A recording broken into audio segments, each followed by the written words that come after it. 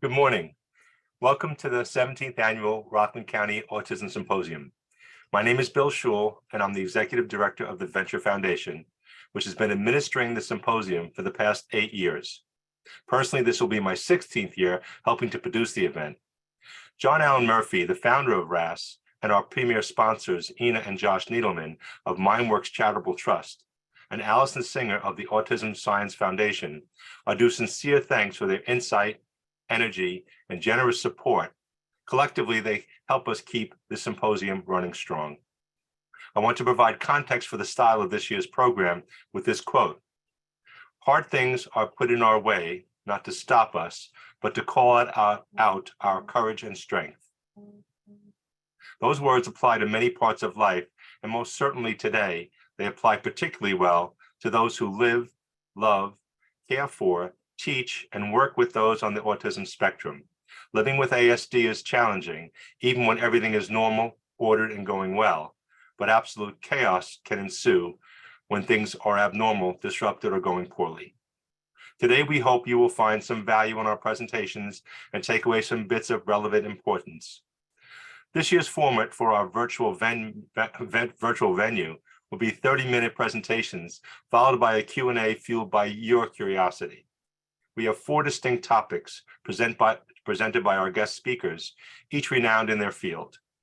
We believe their ideas will be helpful to parents, teachers, advisors, therapists, agency leaders, and staff members, and most certainly to those you care and provide for. The father of applied behavioral analysis, Dr. Ivar Lovas, said, "If they can't learn the way we teach the way they learn." We believe this vision, which demands courage and strength to implement, will lead to better initiatives to teach how those on the spectrum learn. This is a significant task, not how to foresee the future, but how to enable it. We hope we can stimulate your thoughts on that topic today, so please enjoy our program. Our first speaker, James C. McPartland, PhD. Dr. McPartland is the Harris Professor of Child Psychiatry and Psychology at the Yale Child Study Center. He's a practicing licensed child psychologist and director of the Yale Developmental Disabilities Clinic. Dr. McPartland is the director of Yale Center for Brain and Mind Health, co-director of Team Science at the Yale Center for Clinical Investigation, director of undergraduate studies at the Child Study Center, and the principal investigator of the autism biomarkers. The Clinic for Clinical Trials, a US-based effort to identify biomarkers to support intervention research in autism. His program of research investigates the brain waves of brain bases of neurodevelopmental conditions to develop biologically based tools to improve detection, treatment, and ultimately the quality of life for autistic people and their families. He has published many books on autism and related topics. He's on editorial boards on numerous professional publications, including the Journal of Autism and Developmental Disorders and the Encyclopedia of Autism and Related Disorders. He's active in public speaking and public research and public communication, and his clinical and research activities are featured in several media outlets. You can find his detailed bio on the RAS website. That's www.rocklandautism.com. There's a critical need for biological measures to inform autism clinical research and practice. Today, Dr. McPartland will review the state of biomarker science and present novel strategies to apply them to individuals with profound autism and to translate them into treatments. Ladies and gentlemen, Dr. James McPartland. Thank you so much, Bill. Let me share my screen. And is there someone who could confirm for me that what you're seeing on the screen is what you should be seeing, which is just one big title slide? You're good. Okay, great. Thanks everyone for being here this morning. It's my great pleasure to have the chance to talk to you about something that I think is really important, autism biomarkers. Let me do 2 things just to get moving. First, I just want to acknowledge the organizations that support me and the research that I'll talk about today. And I don't see any conflicts of interest with the specific content of today's talk. And this is what I hope to talk about. I want to talk very quickly about what autism is in a specific way and some challenges for understanding certain things about autism, and how I think some of these challenges could be addressed by biomarkers, which I'll tell you what they are. I'll tell you what they are. I'll tell you some of the things that I think are important to consider when trying to develop them. I'll give you some detailed examples of the research that my lab has done to develop one particular kind of biomarker, some problems for getting further along, and then some paths forward, kinds of studies that can help us forward, ways that we can open access to these biomarkers for a bigger portion of people on the spectrum, and ways that we can maybe use these biomarkers to develop new kinds of ways to help people with autism. So let's start there. I want to very, very quickly just highlight a couple of things that I think are really important about autism as a clinician and as a scientist. So we know autism, we know what autism is. It's a developmental condition. It impacts many things. You know, diagnostically, we're really thinking about social behavior and communication, the kinds of things that interest a person and their behavioral flexibility, and then their sensory response. Few things that I want to just mention. One, and everybody knows this, tremendously heterogeneous disorder, right? There's many ways people with autism vary. Many ways the variation is more significant and more salient than the commonalities. That's really a challenge for trying to understand biology. We know that despite all of these differences, there's literally only, when you, as a diagnostician, when someone tells me a person has autism, there's literally only one thing that I can be absolutely positive of. It's that their social communication is impacted. That's definitionally the principle that is common for everybody with autism. And so I think that's really important for us to understand when trying to develop biological tools to help. We say autism, and it's one thing in our psychology textbook, right? But in biology, it's lots of things. There are many different kinds of genetic etiologies, maybe environmental etiologies, many brain systems involved. So when we say autism, to us behaviorally, we're talking about something that's a meaningful, cogent one thing, but scientifically, biologically, we're talking about lots of things. So again, really complicated to try to understand the biology. And then, you know, following from that, where we live as clinicians in autism, as researchers in autism, is a space totally reliant upon behavioral definitions. When I'm figuring out whether a diagnosis of autism is appropriate, when I'm figuring out which treatment might be useful, when I'm figuring out whether a treatment has worked, I'm relying on behavior that I see and not biology. And I think that is a shortcoming. I see that as a problem to be solved. And really the mission of my lab is to try to improve our situation with respect to that problem. And just to illustrate it in the lab, think about all the different tools that I can use to look right into the brain. I won't name all of these things, but all these really high-tech, sophisticated ways to understand what is happening inside a person's brain or the interface of their brain and the world. And when I go into the clinic as a clinician, I literally have one tool, and it's literally the exact same tool that was being used, that was the state of the art in 1943, when the first papers were written about autism. And I think that if we can get some of these tools helping me and others in the clinic, we can do a much better job helping people with autism. And that's what I'll talk about today. The word that I would use is biomarker, right? And so biomarker is it's a jargony term. I try to avoid jargon, but it's worth understanding what a biomarker is. This is the FDA's definition, and I'll just paraphrase it for you. A biomarker is just something that is biological, that we can measure, that is relevant to understanding processes in the human body. Good processes, problematic processes, you name it. But it's objective and it's biological. And that's something that we don't have. We don't have one functional biomarker for autism presently. And just to give you a concrete example of why this could be useful, and I think most people think biomarker, they think, oh, a diagnostic tool, but it doesn't have to be that. You know what would be a fantastic biomarker is if we could even have a biological way to take that really, really heterogeneous group of people with autism and break them up into subgroups even if they're not perfectly homogeneous, wouldn't it be great if we knew that these people would benefit from one treatment and these would benefit from another? And that's the kind of thing, we might call that a stratification biomarker, for example. And that's the kind of thing that I think would be so helpful for our field in a way that biomarkers could really move us forward. When I think about how I would make sense, how I would evaluate whether a biomarker could potentially be useful, these are the kind of things that I think could be important. We'd want to see that people with autism are different from people who don't have autism, even if it's not on a one-to-one basis, even if it's not perfectly a diagnostic tool. If we're not seeing the groups be different in some way, we're probably barking up the wrong tree.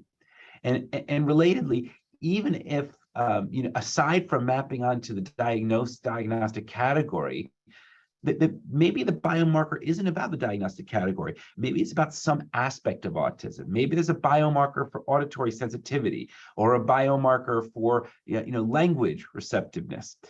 So we can look for biomarkers that associate with specific aspects of autism, even aside from whether it captures autism as a whole. And related to that, we could think about the converse.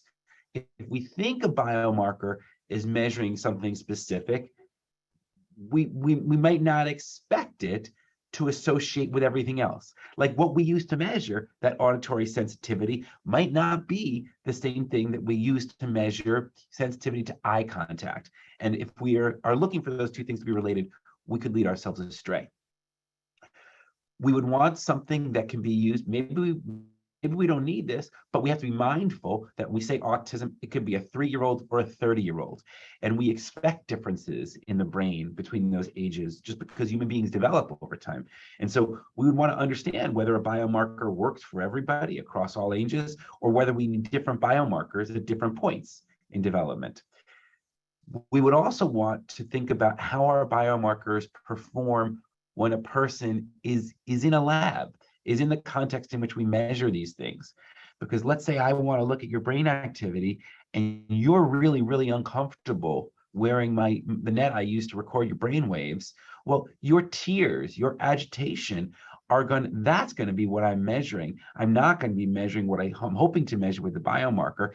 And so we need to be thoughtful about how a person behaves during a biomarker assay, how that will affect our ability to understand what we're trying to measure. And then lastly, we might want a biomarker to be sensitive to changes in clinical status, that some value of this biomarker tells us something about a person. And if that person improves in treatment, we might see that biomarker change in a corresponding way. That could also be really useful. So I almost kind of think of this as like my biomarker wish list or my biomarker report card. And with that in mind, you don't get everything on your wish list, and it can still be a good birthday, right? And so with biomarkers, it's the same thing. A biomarker could be really, really, really useful, could change the way we diagnose and treat autism, even if it didn't do all of these things, right? It might only need to do a subset of these things to be useful. And the things that you need to be useful are going to really vary depending on what the context of use or what the purpose of the biomarker is. For example, if we want a diagnostic tool, then this is it. Being sensitive to diagnostic status is the end all and be all for that biomarker. But if we want something that tells us whether a treatment is working, maybe that's less important. And maybe really the only thing we care about is being sensitive to change in clinical status. And so we need to be really thoughtful and in a way nuanced about how we think about the different properties of a biomarker and evaluate them in the context that we would hope to use a biomarker. A lot of the stuff that I'll talk about today relies on a particular way of developing biomarkers called the electroencephalogram. And the electroencephalogram, or EEG, is just the recording of brain activity when a person's wearing a hat with very strong electrical sensors. And we either have that person sitting still while wearing the hat, and we call that kind of looking at their resting brain activity, or we make stuff happen while they're wearing that hat. We can make faces flash on screen, or we can make sounds happen. And by doing that, we can then see how their brain responds to particular kinds of things that we might be relevant, like a face or like a human voice. One of the reasons I like EEG is that it's pretty user friendly. You can use it in people with autism across the range of, being very, very high IQ or having profound autism. You can use it in very young children. You can use it in old people. And the technology is non-invasive and movement tolerant. It's just these rubber pedestals with a little sponge in it that we dip in salt water so that it conducts electricity very well. And so, it's for people who are very sensory sensitive, this can be, uncomfortable or a challenge to wear, but compared to many other ways that we can get a sense of brain activity, this is actually really, really feasible. It's also really practical. One of the things that's important, I think, to recognize in biomarker research is that if you intend for these biomarkers to ever be useful at any kind of scale, whether that's in a large-scale clinical trial or whether that's maybe someday in pediatricians' offices, they have to be reasonably cost-effective, right? If it costs $1 million to do something, it's never going to be deployable at the population level. And they have to be accessible, right? If there's only one machine that does it in my lab, well, that's not going to be helpful to someone who's in Seattle, right? And so we want to be thoughtful about practicalities, and EEG is really practical. It's pretty cheap once you have an EEG system to collect data on a person, and it's also, they're very accessible. We have EEG systems in every hospital, and we already use them at the population level for screening for things like seizures. And so should we discover things that are useful, it's a technology that could be rolled out in a reasonable way. And then lastly, I've mentioned that I think that social communication is really something that is potentially high impact to study in autism. And this is a tool that's been used to learn a lot about social communication just in regular human development and people who don't have autism. And so that gives us a nice frame of reference, a nice foundation to try to understand how things might be going differently in autism. This is an example of an EEG, of a kind of EEG called an event-related potential. And so this is basically, how the brain responds to seeing human face. Just to give you really quick context, when we think about information going up and down, that's how strong a signal is, and it's a voltage, so it can be positive or negative. And then when we think about, the information moving right to left to right on the x-axis, that's the timing. So this is something that's really, really important to social communication, and it actually turns out to be really relevant to autism. We call this negative spike an N170 because it's going negative, and it happens around 170 milliseconds. You heard that right. 170 milliseconds, so really fast. In less than 0.2 of a second, your brain is doing something different for faces than everything else. And in less than 0.2 of a second, we're seeing differences in the way that happens in autism. And these data are from the very first study I actually did as a graduate student. I was curious, maybe, people with autism tend to respond to people differently. Maybe there was a difference in this really, really early brain response to faces, and there was. And what we found is that the brain response in people with autism was there, but it was slower. It was about 10% slower than other people the same age with the same cognitive ability. And we thought this could be important because the really critical information in a face isn't getting to the other important brain regions in a person with autism with the same efficiency. I want to talk about some of the studies that we've done over the years to understand more about this potential biomarker. And as I do, I'm going to refer back to to my wish list. So one thing on my wish list was that we're seeing it be different in people with autism from typically developing people, and we're seeing that here, that the N170 is slower in people with autism. The other thing we wondered is, does this mean anything? Does this associate with something that we think is actually relevant to interacting with human beings? And what we did to understand that is we looked at a very simple behavior, which is recognizing faces. And what we found, and we were not the only ones to discover this was what others had found prior, is that in these same people with autism, they had a lot more trouble recognizing faces twice as many mistakes despite it being as intelligent as the people who didn't have autism. And we saw that how good a person was at recognizing faces was related to their N170 latency. So again, thinking back to our wish list, we are seeing that the N170 is different in autism, and these differences seem to map on to something that we think is relevant for autism in the real world, recognizing people interacting with people. The next question and the next that we had in the next study that we did was basically to try to understand whether this is something that is, whether these differences we're seeing are really telling us something about social communication specifically, or maybe it's just a generic way the brain is different in autism. Is it that people with autism respond differently to faces and more inefficiently to faces?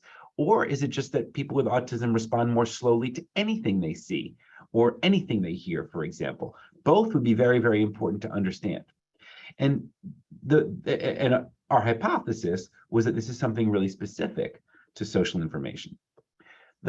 The way that we thought to study this, it was a tricky thing to study, is let's find something that people with autism have a lot of experience with, and we could show that their brain is doing exactly the same as people who don't have autism do that. And one way to approach that is letters. It turns out as any human being learns to read the letters of any alphabet, our brain specializes to become efficient and expert at those letters of that alphabet. And the way that expertise is shown in an EEG is actually very similar to faces, that N170, but while a face N170 is usually on the right side of the brain, a letter N170 is usually on the left side of the brain. And so what we did was work with children this time. We previously studied adolescents and adults and did two experiments. One, basically to replicate what we had seen before. Would we see, when we look at these social images like faces and compare them to something not social like a house, would we see, again, in this younger cohort, these differences in N170 latency? And then we would compare that with letters.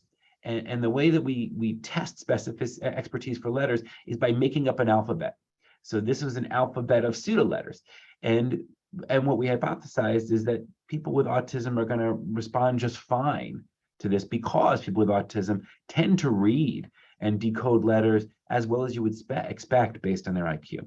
So really the two possibilities we considered are, one, what we think was happening, something social, in which case we'd see differences here, but not here, or a really generic slowing, a generic perceptual issue, in which case we would see difference in both places.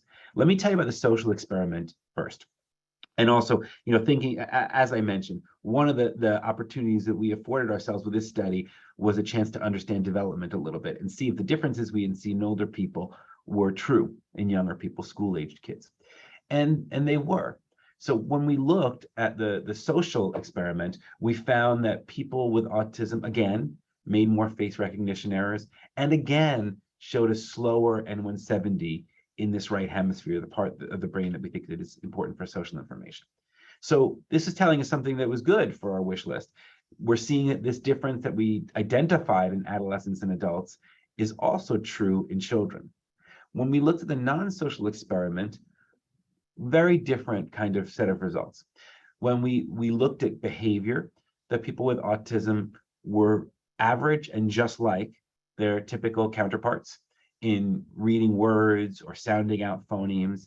And when we looked at their brain response to letters of the alphabet, they looked almost exactly like the typically developing counterparts. Everybody showed a stronger response to the letters. So you can see the bars, the purple bars are for the letters, and everybody showed a stronger response to the letters. We didn't see a slowing for letters the way we had seen for faces. The only difference really that we saw was a difference in that while the typically developing kids tended to use the left side for letters, people with autism tended to use the left side just as much for faces.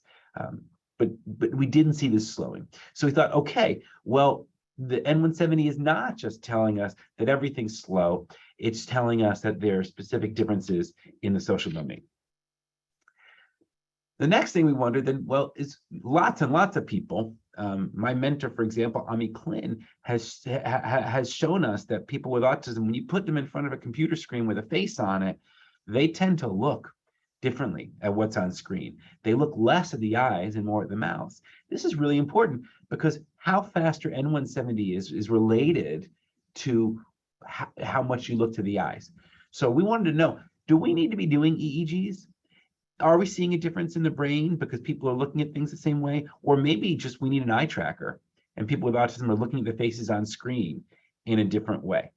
So Tamara Parker, who's a doctoral student in the lab at the time, did a study to understand this. And what she did was basically control where a person looks. Make a person look to the eyes, make a person look to the nose, make a person look to the mouth. And what we wanted to understand was basically, does this account for the differences we see? If people with autism look to the eyes, do these N170 delays go away? And do they look just like typically developing people? And they didn't.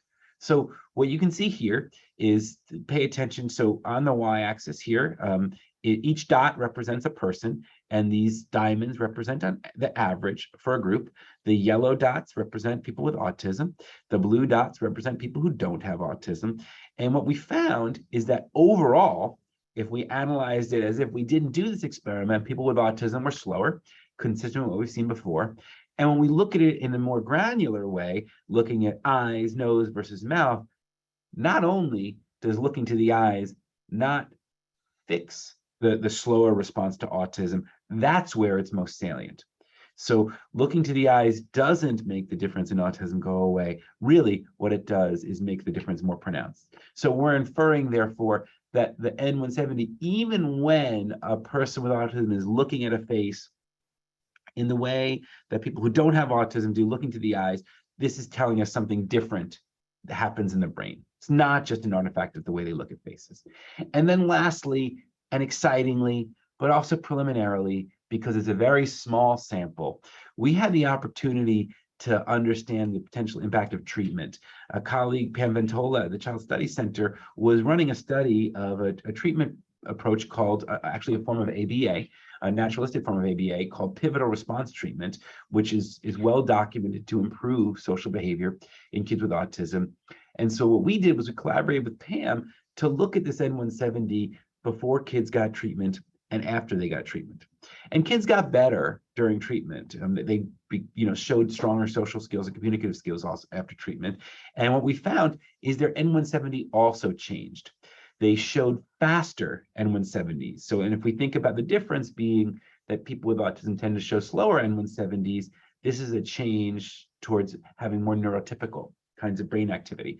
And what you see here is basically that N170 latency before treatment and after treatment, and each line represents a person in the study, right? So there were only 7 kids. And what you can see, and the dotted line represents the average. And so you can see that on average, and for each person, really, except for participant number 3, everybody's N170 is getting faster with treatment. So again, I would not draw any conclusions in a sample of 7 children, but this is, suggestive that this might also relate to changes in clinical status. So let's reflect on our wish list. So we've seen the N170 is sensitive to diagnostic status. It's associated with symptoms in a specific way. It is relevant. The same kinds of differences are evident in kids, adolescents, and adults. We see it's robust to different kinds of behavior during a biomarker acquisition assay, and we see it's sensitive to change in clinical status. So we've got a lot of positives for the N170, but so why? Why aren't we there yet? Well, I've told you a lot about the N170 because it's something that I know a lot about, but I think there's other candidate biomarkers that also have strong evidence for their potential usefulness, but there are problems with all of them. At the bottom of your slide, you'll see just about every study, through the past year or so that has followed up on our findings of the N170. And overall, what we saw is true, but it's not always true. We don't know why. Is that just telling us something that we already know, that the brain response, like everything else at autism, is really heterogeneous? Is it telling us that some of these studies are too small, that don't have enough statistical power to detect a difference that might be there? Or is it telling us something about the way research happens across these studies, that we did something different in our experiment than someone else did in their experiment, and therefore got different results? Now, all of these kinds of problems could be solved with the right kinds of studies. And I think a way forward is to do those right kinds of studies so that we can be in a place where it's not just people in labs talking about biomarkers, but people talking about biomarkers with the FDA, and getting us to a place as a society where we have these kinds of biological tools that can be used not just by some scientist with specific expertise in a lab, but anywhere, and be used by people who are trying to develop medications, people who are trying to develop new kinds of treatments. And so then the next kinds of things I'm going to be talking about are the ways to do these studies and hopefully get this field to a place where biomarkers could be recognized and acknowledged as useful by the FDA. What are things that I think would be important for these kinds of studies? Well, one, we would want to be taking, remember I showed you there are 40 studies of the N170, and it's hard to draw a conclusion from them. Well, rather than doing the 41st small study or doing a study of something entirely new, taking something that's well studied and doing a study that is positioned to draw conclusions could be really useful. So there's tremendous pressure in scientific research to innovate, to do something that nobody's done before, but we actually stand to gain a tremendous amount by reproducing and understanding things that actually have been studied before. We would want to have cohorts that are really well understood clinically so that we have the information to understand relationships between biomarkers and clinical characteristics and to tease out individual differences. We would want to have big samples so that we have the statistical power to do this, and including big samples of people who don't have autism, so we can look at relationships that might exist even outside of clinical conditions.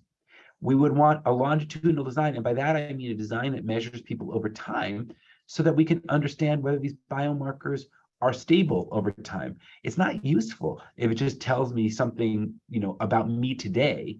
We want something that tells something about me that is useful in the me from day to day to day.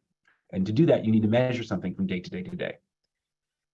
And we would also want to control for methodological differences, do something that's really methodologically tight so we don't have to worry that any differences that we see are associated with choices that we made in experimentation, that any differences we see are telling us about the biology of that person. And then we want to use practical assays for the reasons I said earlier. So if these things work, we could deploy them at scale. And all of these considerations were brought to bear in the design of the Autism Biomarkers Consortium for Clinical Trials, which started in 2015. And the ABCCT, the Autism Biomarkers Consortium for Clinical Trials, I'm going to call it the ABCCT, is a multi-site naturalistic study. By naturalistic study, I mean we're not doing any kind of clinical trial or intervention. We're just monitoring a person over time. I won't go over all the pieces, but you can see it's a complex structure, really, which is wonderful because it lets us pull in literally some of the best people in different aspects of autism research from around the country and some of the best autism centers from around the country to work with families in these studies. The first phase lasted from 2015 to 2020, and during that period of time, we studied a very large sample, 280 children with autism and 119 children without autism. They were all school-aged. They were all with an IQ between mild intellectual disability and well above average. And we used practical assays like EEG, which I've talked a lot about, and eye tracking, and a longitudinal design, seeing them at a baseline, seeing them 6 weeks later, and then seeing them 6 months later. And then we drew blood so that we have genetic information that we could use later on to help us understand maybe relationships between genotypes and these biomarkers. The ABCCT, this first phase of it was very successful. We identified a number of biomarkers. We found, among other things, we replicated this difference that we had seen for the N170 in autism. Our other biomarkers also performed according to our hypotheses. And because we had done this study with a very, very high level of rigor, we were in a position to do something that really hadn't been done before.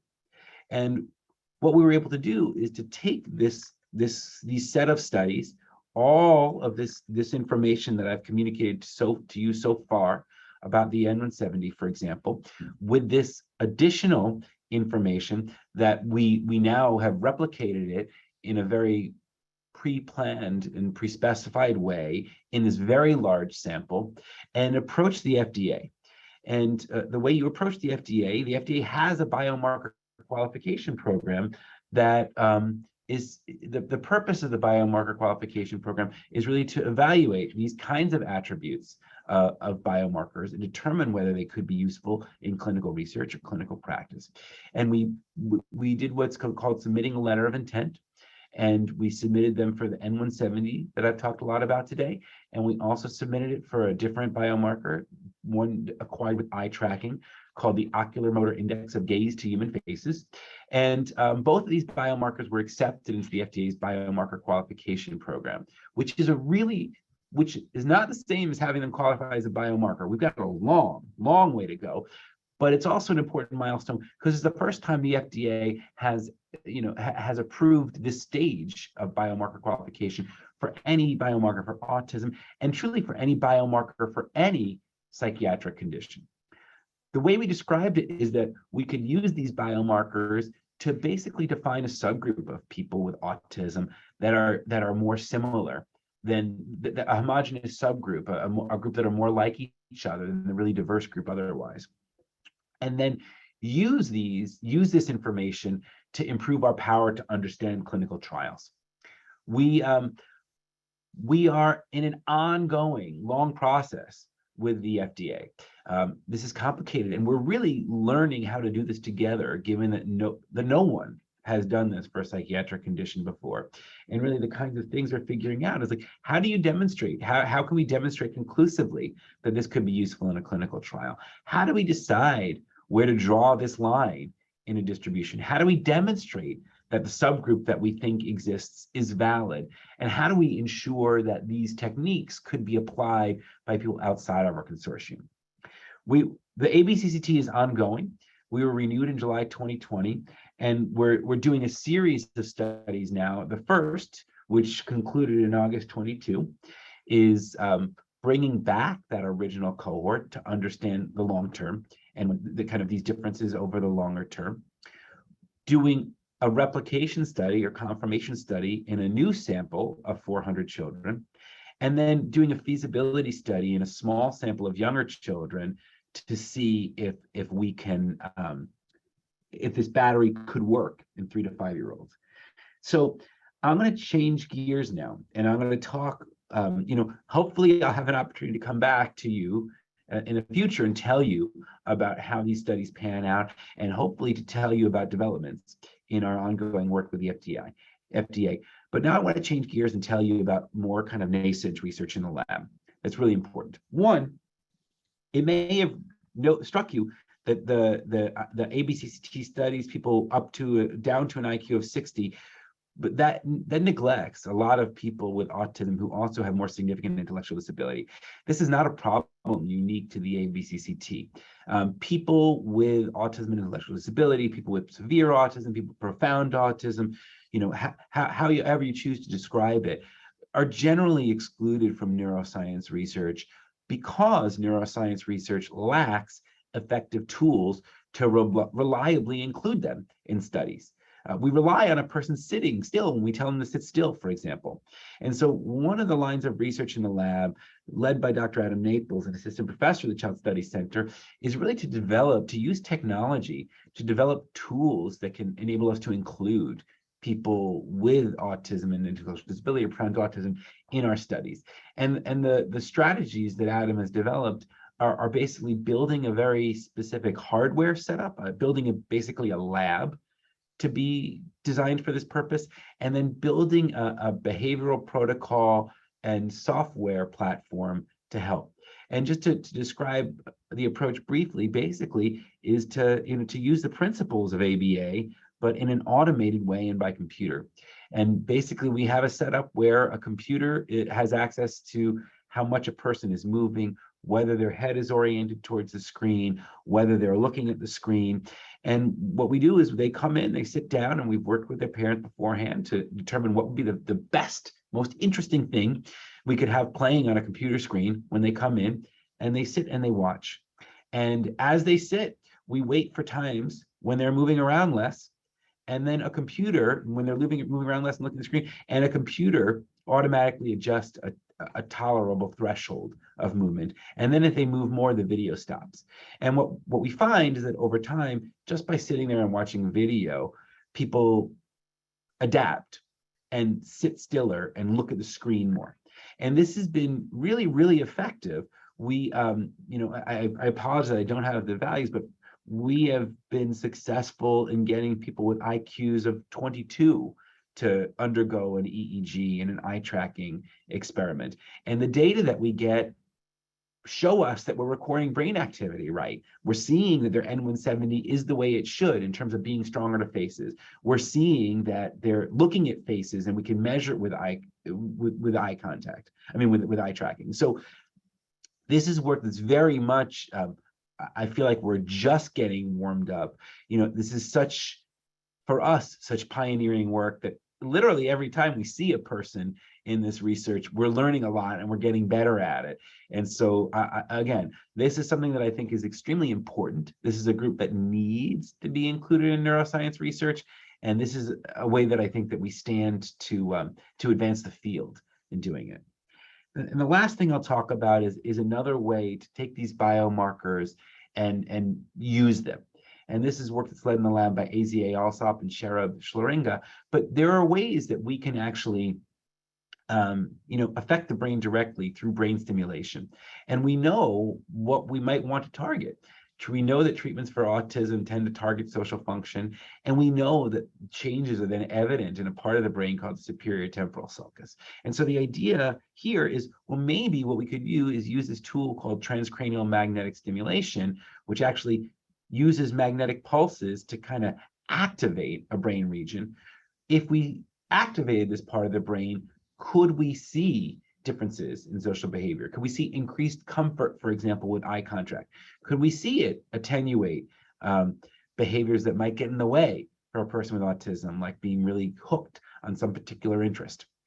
And this is work that's in process. We are these are data from people actually who don't have autism, just kind of proof of concept data, showing us that even when you don't have autism, it seems to change behavior and brain in the ways that we would want. It tends to make your N170 get faster, and it tends to make you look more to the eyes of faces.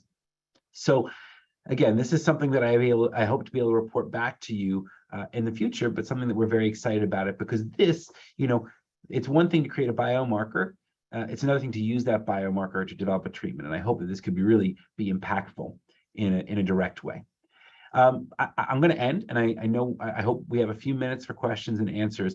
I want to acknowledge a few groups. Most importantly, the kids, the adults with autism, their families who spend their days with us, taking time out of their very busy schedules to let us ask lots of questions, to let us put electrodes on your head.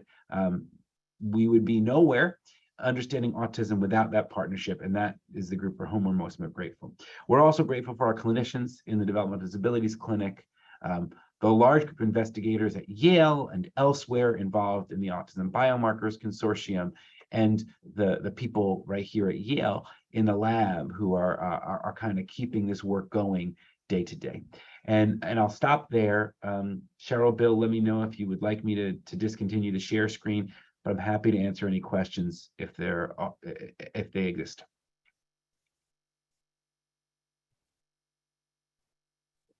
Thank you, Jamie. Hold on a second. Thank you. Just your everyday, very simple presentation. There was nothing to it. I understood everything.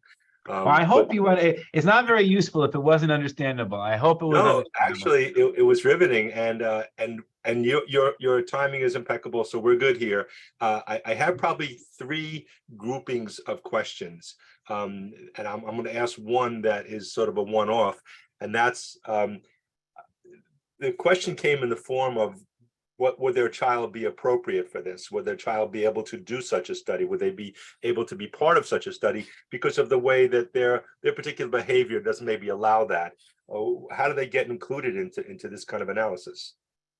Call us. I mean, as I said, I mean, there's people who walk in and sit down and say, "Hey, I'm really excited to see my brain waves," and there's people who don't do that, who don't want to sit down and who don't want to and aren't going to use any words to communicate with us at all. And those are that latter group is the group we're working really, really hard to get good at including in research. And so call us. I mean, really, right now, the Autism Biomarkers Consortium, by nature of the study, only includes certain people, but we're actually, in other studies, we're actually using the things that are studied in the Autism Biomarkers Consortium as we develop these tools to acquire data from, we want to acquire data from anybody on the spectrum. And so please call us and let's figure it out. And again, it's not, we don't have anything magic. We the parents are the ones with the magic, actually. And so what we will do is we'll talk with you, we'll figure out what your child is like, what helps them cope, and then together we'll kind of make a plan and we'll give it a shot. And it works some of the time, it doesn't work all the time, but we're committed to trying. Terrific, terrific. Another question that we had was the discovery of biomarkers. Will it lead to genetic engineering to change how autism manifests itself, or is this exclusively for a diagnosis issue? Well, I don't think either. I don't know. I'm not a geneticist, so I don't know how biomarkers could be used in the context of genetics. I think that there's a lot of concern.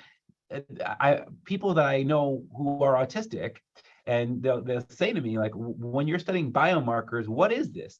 Is this some kind of effort to eradicate autism? You know, like I don't want to not be autistic. And this is not about that. This is about understanding biology. Like if understanding the biology of, say, depression doesn't mean that I have a down day and someone is going to force me to take a medication. It means that a medication exists for someone who wants it.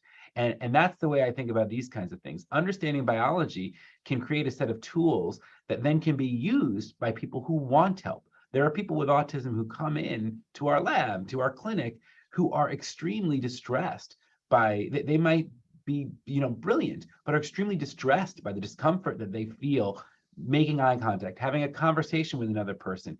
For those people, maybe a tool that could stimulate the STS and help them feel comfortable in a social situation would be valuable. Maybe there are other people who have no interest in it. I don't think that the measures that we're using are likely to be diagnostic. I think the most likely application is, as I said, figuring out, okay, right now, like as a clinician, me and all the other clinicians, we failed. We had subtypes, we had Asperger's syndrome, we had PDD and OS, we had autism, and you know what? They didn't work. But there's probably something that we can use that is more granular, more specific, more meaningful than just autism spectrum disorder. And my hope is that these things can get us there. Terrific. We're going to do a couple more, then we're going to have to move on. Michelle asks, is there any research on autism and staring, the opposite of avert gazing, that you're aware of? Yeah, well, it's a good question. I think most of the research shows that people with autism are looking less. As a clinician, this is not a research study, this is me anecdotally, is that sometimes you'll find people with autism who've been told their entire life, look them in the eye, and then that's what they'll do. And you know what? As a person who doesn't have autism, if I just look someone in the eye for an entire conversation, that is also an unusual form of eye contact, right? We tend to move. So anecdotally, yes. I think it's less. I apologize. The sun is behind me. It's not a halo, and so yeah. I don't know. It's been quantified in research, but as a clinician, anecdotally, I very much appreciate what's being described. Terrific. And the last one, there are more, and I will say before you get to this one, we're going to be posting Jamie's Dr. McPartland's session here today. As we slice it up, it'll be on the autism website, Rockland Autism Symposium website. You'll also have contact information there if you want to reach out to him directly, either for following up like the first question or on other questions, and he'll deal with you directly. You can always, of course, go to the Rockland Autism Symposium website and ask us, and we'll be happy to push it through. The last question, though, that we have here is, have you done any comparative study with people diagnosed with schizophrenia? Yes, we actually have, and it's really complicated. I don't think, as I said, I don't think that the biomarkers that we're looking at are necessarily diagnostic. So, and the way I actually think about it is that we all have pretty similar brains that do pretty similar things with pretty similar regions. And so people with schizophrenia also show different kinds of social interaction. And so I think that the same brain regions and then for that reason, the same biomarkers should be relevant.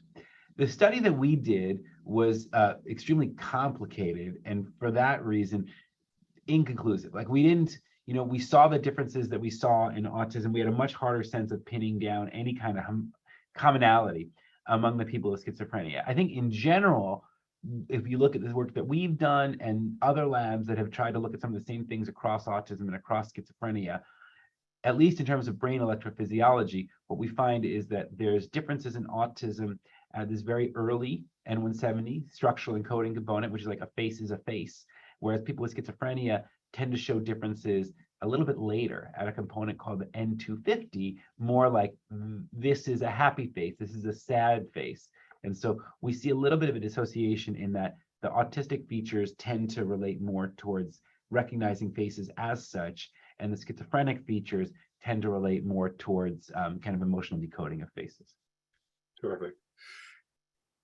Jamie, thank you so very much today. I think that was very, very enjoyable. I think that you're going to get more follow-up because I know there's things coming in right now on the chat. So we'll follow up with that.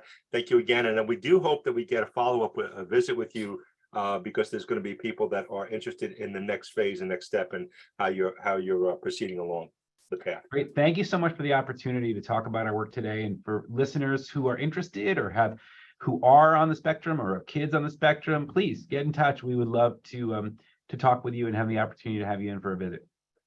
Thank you so much. Have a good day.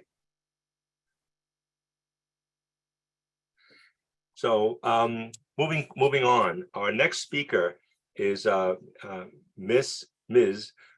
Gina Zekine Thierry. I prefer calling her Gina Thierry. It works better for me. Gina began her career as a special education teacher in New York City in 1993, working with children and adults with autism and severe learning and behavioral challenges. She began her career in behavioral analysis in 1998 under the direction and leadership of Dr. Vincent Carbone, well-known person. In 2003, Gina started working alongside Dr. Carbone and served as assistant director for the Carbone Clinic for 16 years. In 2019, after working with Dr. Carbone for 21 years, Gina, in partnership with Dr. Emily Sweeney Kerwin, assumed ownership of the Carbone Clinic, renamed it All Points Licensed Behavior Analysts. Gina has a BS in special education and an MS in behavioral disorders from Fordham University, and is a board-certified behavioral analyst licensed to practice behavioral analysis in the state of New York and the Commonwealth of Massachusetts.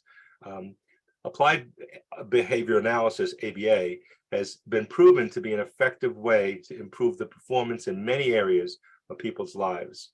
There's also a very effective treatment methodology to enhance skills for many people with various developmental disabilities. What is not so well known is that ABA is also effective for all ages. Typically, though, ABA is associated with young children, and as children begin to age, ABA is not considered an option. With this talk today, Gina plans to shed light on the science of ABA and demonstrate how it can effectively improve performance with any age learner. Ladies and gentlemen, Gina Thierry. Hi, thanks, Bill. Thank you for having me. I'm so excited to be presenting after Dr. McFarland. Thank you for that great information. I think you just punted the ball right to me. I feel like I can sort of build on what Dr. McFarland just spoke about. I'm going to bring up my presentation. I'm assuming everybody can see that. If not, somebody will, I'm sure Bill will send me some sort of message. But what I'm going to talk about today is, applied behavior analysis. And I think one of the things that just resonated with me with what Dr. McFarland was talking about was that autism is a behaviorally defined disorder, right? This is what we have currently available to us in order to sort of, diagnose and treat autism. And behaviorally defined, as he so poignantly had with his eyeball slide, is we can diagnose what we see and we can treat what we see. And that's really where we are right now in terms of the medical field and certainly in the field of applied behavior analysis. And that's what I'm going to talk to you about today, is the value of applied behavior analysis, how it can help, what treatment is, and how that treatment should look over the years of autism. We know that autism is a lifelong disorder, but we can certainly change how autism manifests itself in so many individuals that we work with. So that's what I'm here to talk about. I'm going to do a quick introduction with myself. I'm sure I know many of you in the audience were virtual, so I can't see faces, but happy everybody is here. My name is Gina. I am a local behavior analyst. I like to call myself, started out as a teacher. I am still a teacher, but I work in a variety of different settings. I work in a clinical setting where we work with people with autism in our office, and I work with many school districts, helping teachers to apply the principles of behavior analysis into their classroom, to change environments, to help children learn, and to set up optimal learning environments. So I've done this. I've been in the fields, I hate to admit it, but for over 30 years, from very, very young all the way up through adults. And what I want to share today with you are the experiences that I have with that 30 years of experience of teaching and applying the principles of behavior analysis.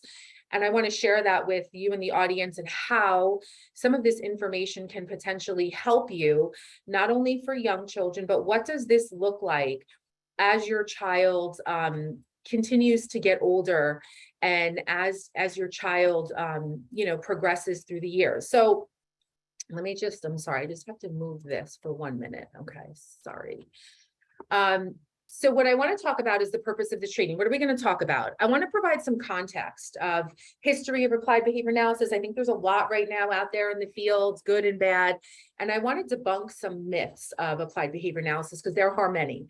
I want to also provide an overview of the scarcity of resources that are available for many of our students with autism. And again, as Dr. McFarland said, not just autism, but our folks who are duly diagnosed with severe developmental disabilities, right? That is a subpopulation of autism who historically do not have access to many services. And then as they age out of school-based services, probably many of you in the audience know this story all too well, services stop. And now what? For our most impaired individuals and our most needy individuals are the individuals who are getting the least amount of service. And then I want to demonstrate the impactful effect that ABA can have on learning. And I want to reinforce, cohesive planning among groups of people and all the people that are in your students' lives currently. And then hopefully you can walk away with an action plan, really to build up, what should I be doing as a parent for my child now, whatever age. It's never too late to start. But if my child is 3, what should I be doing now?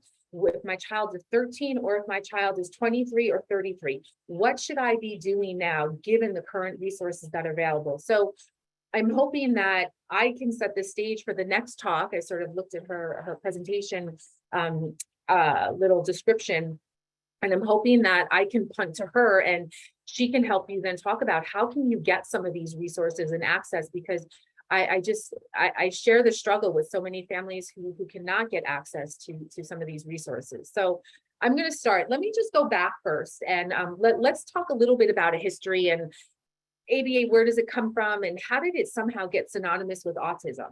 And I want to just sort of debunk that myth a little bit. But this started back in 1938, many years ago, right? 49 years ago. This is where the principles of behavior were first discovered, right? And everybody knows Skinner and Keller, but the fathers of behaviorism, right? They discovered what we call now our basic principles.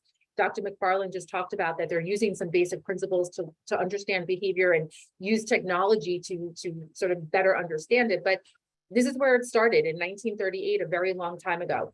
1953, we saw the application of those first principles applied to human behavior. So remember, it was discovered, but not applied to human behavior until 1953. In the 60s and the 70s is when we first saw the application in psychiatric hospitals. So we then began to see these basic principles applied in psychiatric hospitals to do what? To change behavior, right? One of our first studies was a study of a student who needed to learn how to wear glasses. So he couldn't wear glasses, but he needed to wear glasses to see. And what they used is reinforcement to teach this little fella how to keep his glasses on, which dramatically improved his life. And then in the late 1960s, we then have a dedicated journal that came about, publishing all of these very important research studies with rigor and with good methodological content, describing these basic principles and the effectiveness of using them on people with what I'm going to say is developmental disabilities. Okay, so up until 1968, the research that has been done primarily through the 60s and through the 70s to the early 80s has been done on people with developmental disabilities. We did not see the first application of what we call the basic principles, or ABA as people like to call it, until 1987. Okay, that was 27 years after ABA first sort of hit the mainstream. And then it really wasn't until 2000s when ABA and autism somehow became synonymous, that people automatically think of ABA and autism. So I just want to say that 49 years after we first started talking about understanding behavior through Skinner's discovery of the basic principles, it wasn't until really 50 years later that we started pigeonholing ABA and autism, and somehow that has gotten somehow synonymous in the field of autism. But let me just debunk some of these myths for those of you that are out there. I do know this is an autism conference, but I do want to include people with severe developmental disabilities as well, because I think it is important in terms of access to treatment that ABA is not an exclusive treatment for persons with autism only. And I think it is important to remember that much of our research in the field has not been on the backs of people with autism. It has been on the backs of people with developmental disabilities. Now, there have been many studies that have been done on people with autism as well. But I think the research is rich for both people with autism and without. And it can be used in a variety of disabilities, as well as in all fields that just involve behavior. Right? This is not a treatment exclusive to people with autism or developmental disabilities. So what I want to talk about is that we are looking at behavior. Okay, we are not looking at behavior of a person with autism or a person with developmental disability. Now, while ABA can be very helpful in those subpopulations, autism is used in a variety of fields beyond autism. And I think it is important to understand that these are the basic principles of behavior, not the basic principles of somebody with a developmental disability. So for example, our literature is also rich with evidence and research about how to use ABA in sports health and fitness, and in addiction services, in forensics, in gambling, in feeding disorders, in the study of gerontology, and certainly first, and one of the biggest areas that people really don't know about is in the area of business, how to increase staff performance, how to increase the performance of your staff. So I just want to debunk some of that and sort of take out of the fact that we are somehow ABA and autism is synonymous. ABA does wonderful work in the field of autism, but in general, ABA is much bigger, and the principles are much more powerful than just simply to say that we apply them to persons with autism. However, they are very successful when applied to people who have behaviors that need to increase or behaviors that need to decrease, and that is a population of people with developmental disabilities that we are talking about. But I also want to remind you that ABA is not crisis management, right? We are not the firemen. We do not go in after the fire has started and you say, oh, let's call a behavior analyst. Oh, this person is in crisis. This person is hurting themselves.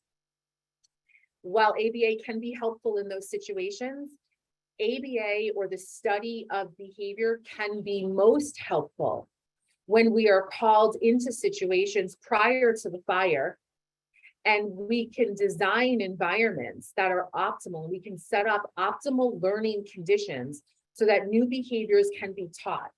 So when you look at our literature, where we can be most successful as behavior analysts, certainly we can help decrease behavior, but we can be more helpful, and our science is more precise when we are put in situations where we can teach increasing pro-social appropriate behavior, rather than just looking at, oh, well, I only call a behavior analyst, or I'm only going to think of ABA after my child or my student is having problem behavior. So if you were sitting in this audience and you were saying to yourself, oh, my child doesn't have any problem behavior, I don't need ABA. I'm talking directly to that subgroup of people that, yes, it is wonderful that you are not experiencing problem behavior, but ABA is not exclusively for just managing problem behavior.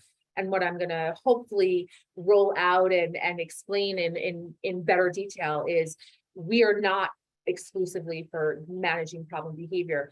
Rather, we look at how do we teach new behaviors so that learners can be happy, successful, and productive in their life as they progress through school, through high school, young adulthood, and into their later years. So some things to think about in the absence of focusing on problem behavior. That is important, and we will look at that as well.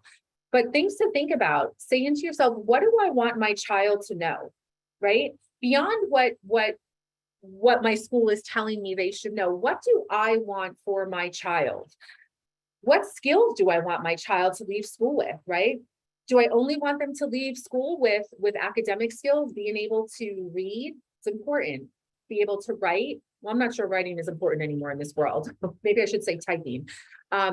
Do I only want my child to do arithmetic and reading and basic academics? I don't think that we want that as parents. And I think we sort of sell ourselves a little short when that is our only focus while kids are in school.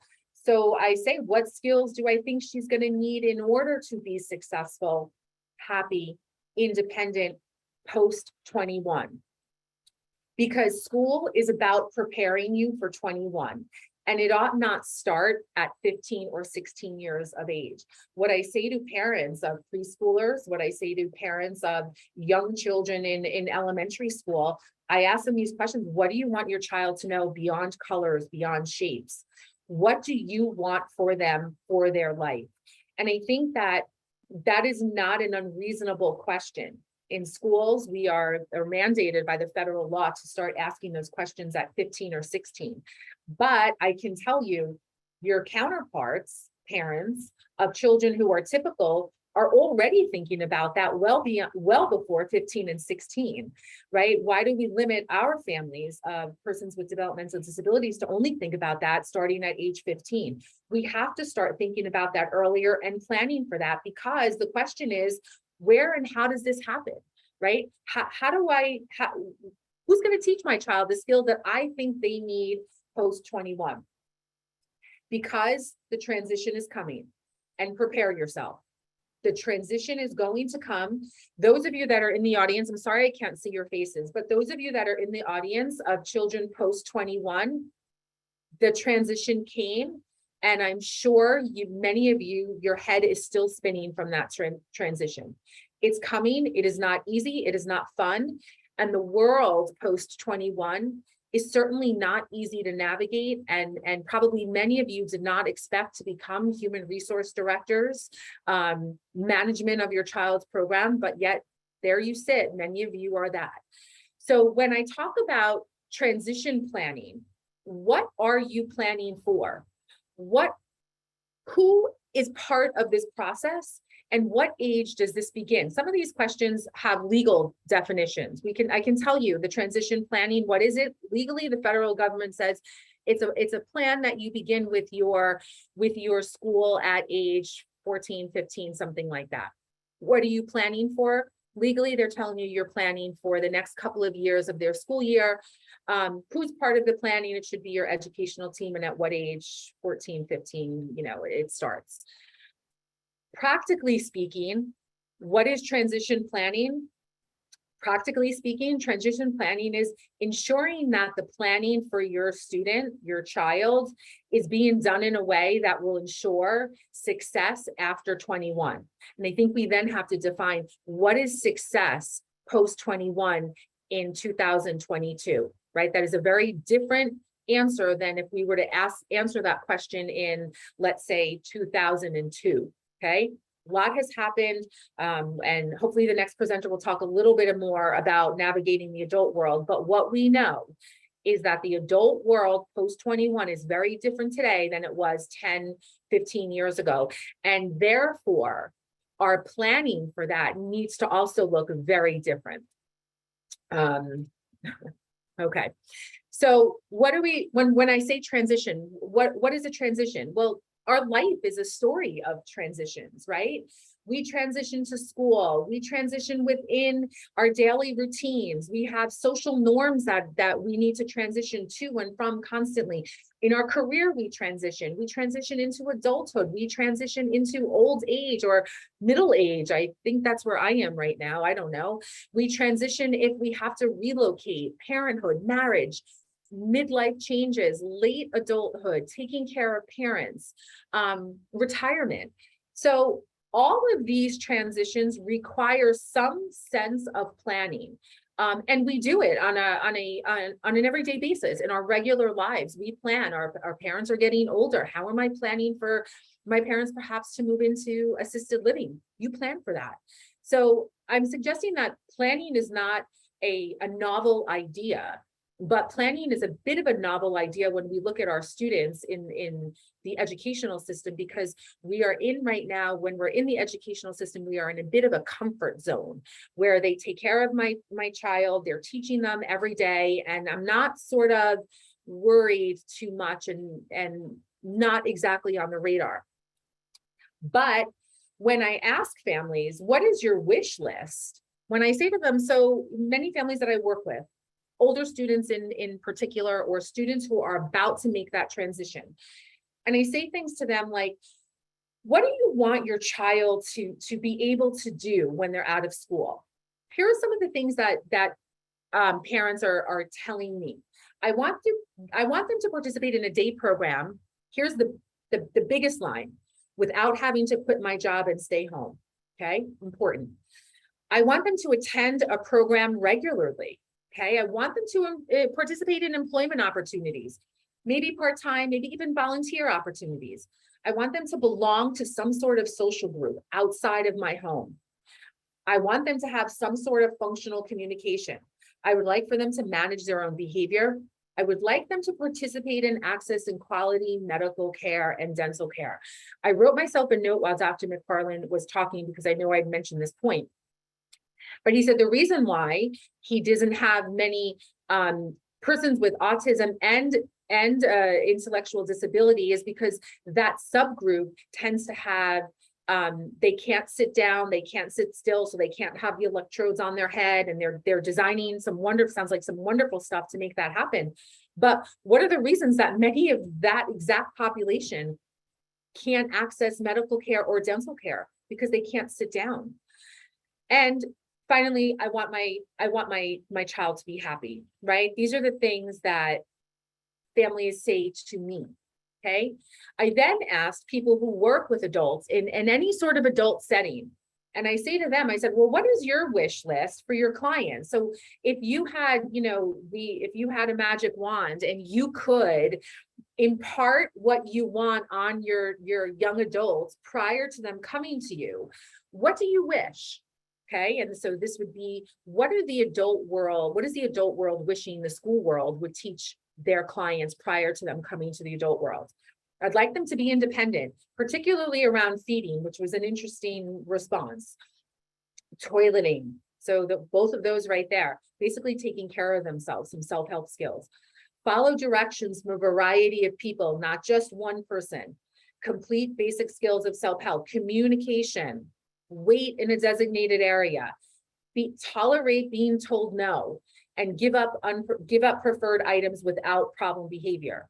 Okay, so these are some interesting lists. So when I recap the list and I look at these wishes, participate, attend, manage, participate in employment, have functional communication, participate and access, be able to communicate their basic needs, be happy, feed themselves, belong to social groups, again, toileting, give up preferred items, wait, and accept no. What are all of these things right here?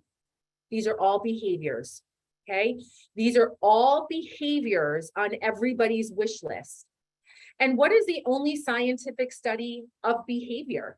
Well, applied behavior analysis, right? As I sort of set out in that first slide, if you can sort of think back, we have 49 years, almost 50 years of evidence to suggest that we have studied behavior, we can teach behavior, we can teach people all of these behaviors right here. We can teach people to participate. We can teach people to feed themselves, toilet themselves. We can teach people to wait. We can teach people to sit and wait so they can have access to quality medical care, perhaps even participate in Dr. McFarland's studies of the brain and the brain waves.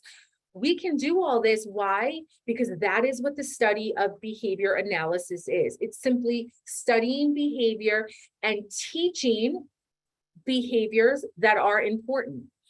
So what I want to suggest is, I have a timer for myself, so I'm timing myself. What I want to suggest is, don't wait until you're transition out of school to focus on these critical skills, right? So oftentimes, as I said before, legally, schools are mandated for you to talk about this at age 14 or 15. So what I'm saying to you is, don't wait, okay? Because how do you teach these skills? Well, we have the technology. We have 49 years of evidence to tell us how to do that. Use the science of ABA. Where do I teach these skills? Well, you teach these skills in school, at home, and in the community. Here is the point that I want to make, that teaching skills using applied behavior analysis doesn't only happen and exclusive to school. This can happen at home. This can happen in the community. There are resources out there that can help parents access some of this so that kids are not only receiving quality care during school hours, but what after school hours can they participate in? And who can teach these skills? Parents, you are going to be the best teachers. You are going to be your child's teacher. You were their first teacher. You will be their forever teacher. Okay? Parents, and get help from skilled people in behavior analysis. And then finally, when do I teach these skills? You teach these skills throughout your child's lifetime. So going back 2 slides, and if you think that the behaviors that we mentioned, such as participation, completion of daily living skills, taking care of yourself, attending programs, listening to a variety of people's instructions, being able to be told no and not have severe behavior, being able to communicate effectively with the people around you. If you think any of those behaviors are important, Start teaching these behaviors throughout your child's lifetime. Do not wait for somebody to tell you this is, we'll do that when we talk about transitioning. You start now, again, whatever age your child is at. So these behaviors that I'm talking about, we call them critical skills. What is a critical skill? You can see the definition, but it's an important skill, right? It's an important skill that will ultimately lead to your child or your student functioning independently in the world. And when we look at the lifespan of our children, and I think whether or not you are a parent of a child with a disability, or you are a parent of a child without a disability, and probably many of you out there have both, you're being parents to both. What you want for your child is for your child to be independent, right? So if you want your child to be independent, which we all do, what we need to focus is on these critical skills. And what are these critical skills, and how do I teach them, and how do I teach them to mastery so that my child is not relying on somebody to do it for them? And what I will tell you parents right now of parents who still have children in school is to pay particular attention to children who have one-to-ones in school or who are in a one-to-one setting. What you want to make sure is that these skills are happening independently, not because your child has a one-to-one. Perhaps your child needs a one-to-one, which is fine, but we need to look at the use of that one-to-one, because guess what? Your child has not transitioned out of school services yet. I can pretty much guarantee you that when they do transition into adult services, there is no one-to-ones in the world of OPWDD. So if your child is not completing these activities prior to leaving school, it would behoove you to get heavily involved with your school and to ask questions like, well, I know they're assigned a one-to-one, but can they do these skills without the one-to-one? Do you have evidence to show that they are doing these skills, and have they mastered them? Because I need to make sure that my child is prepared for life post-21. So what are the critical skills?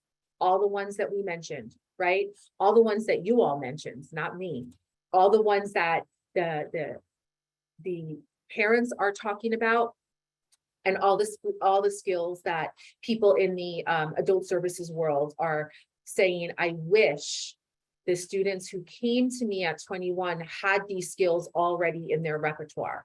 And the reason being, because school is the most probable place that these skills are going to be taught, because once you enter into adult services, the chances of having a skilled team as you do and the amount of services that you do in public school is going to be drastically different. So let's take a look at what a critical skill is and what that looks like, what I call through the years. So a critical skill is obviously toileting. Okay, everybody would agree that this is a critical skill. We would want all of our children to be able to toilet themselves independently. However, it is not just a skill that we should be looking at in the early years of school. We need to be looking at, what does toileting look like as my learner gets older and gets closer and closer to being independent, okay, or on their own, so to speak. So in the early years, what do we focus on?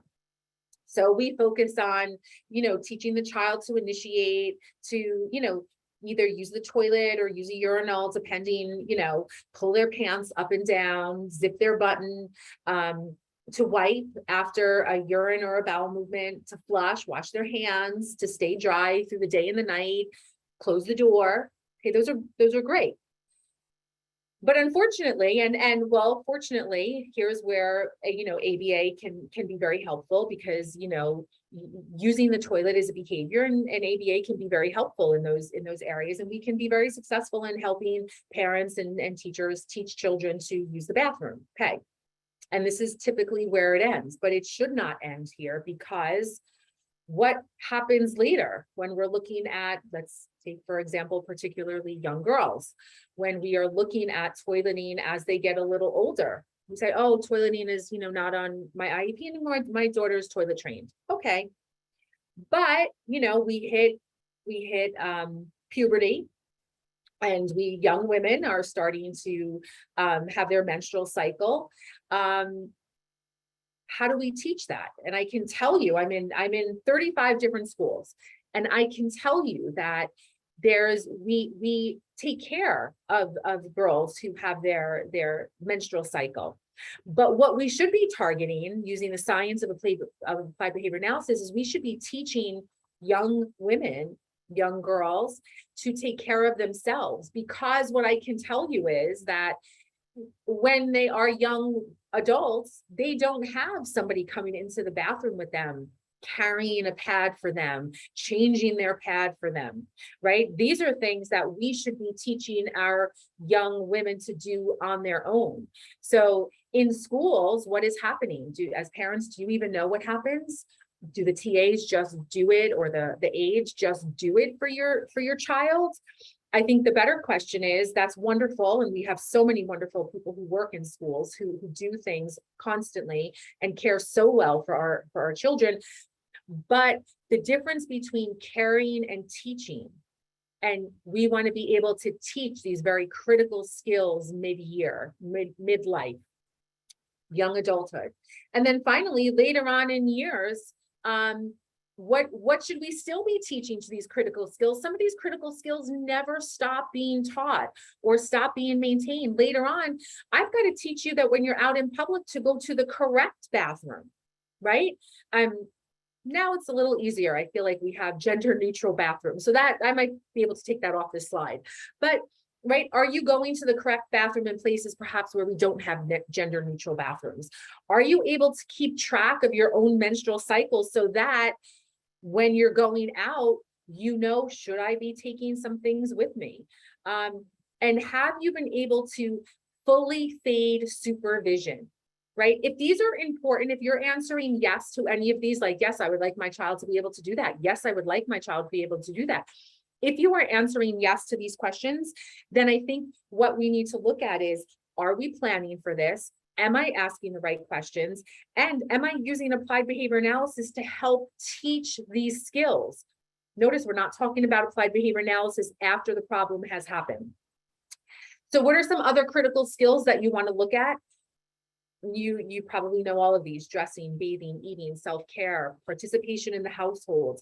Again, ADL, activities of daily living, group learning, academics, self-management, problem solving, safety skills. All of these are critical skills that, when taught, should be looking at what do the early years of this skill look like and what do the later years of this skill look like. So just to clarify, when you hear ABA or behavior supports, this is what I think everybody should be thinking of. We can help meet the needs of the individual. We can use that 49 years of scientific evidence to increase and decrease behaviors. Certainly, we are very, very helpful in increasing behaviors. We are also very helpful in decreasing behaviors. However, we should not be just solely focused on decreasing behavior. We are very good at that, but we are just equally as good as increasing new behaviors, like the ones I just suggested.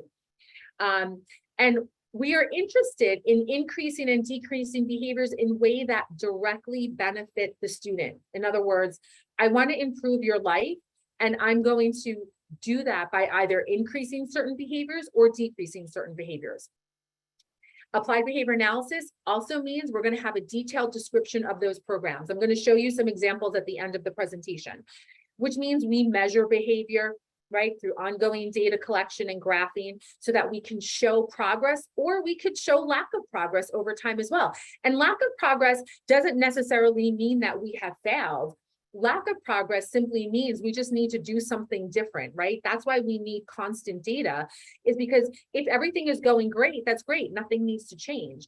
If you're not making progress, then what I need to know is, okay, the environment and the conditions and the variables that we currently have set up are not effective, or they're not effective enough in this moment. I just need to change something. And we have the technology to do that. And then again, all teaching is based upon the basic principles of behavior, right? Those are the basic principles right there that we learned about in 1938 that have, I can't stress it enough, but a rich and robust base of evidence for us to base our decision making on. And then finally, I want to make sure that all behaviors are generalized across people, places, items, and time.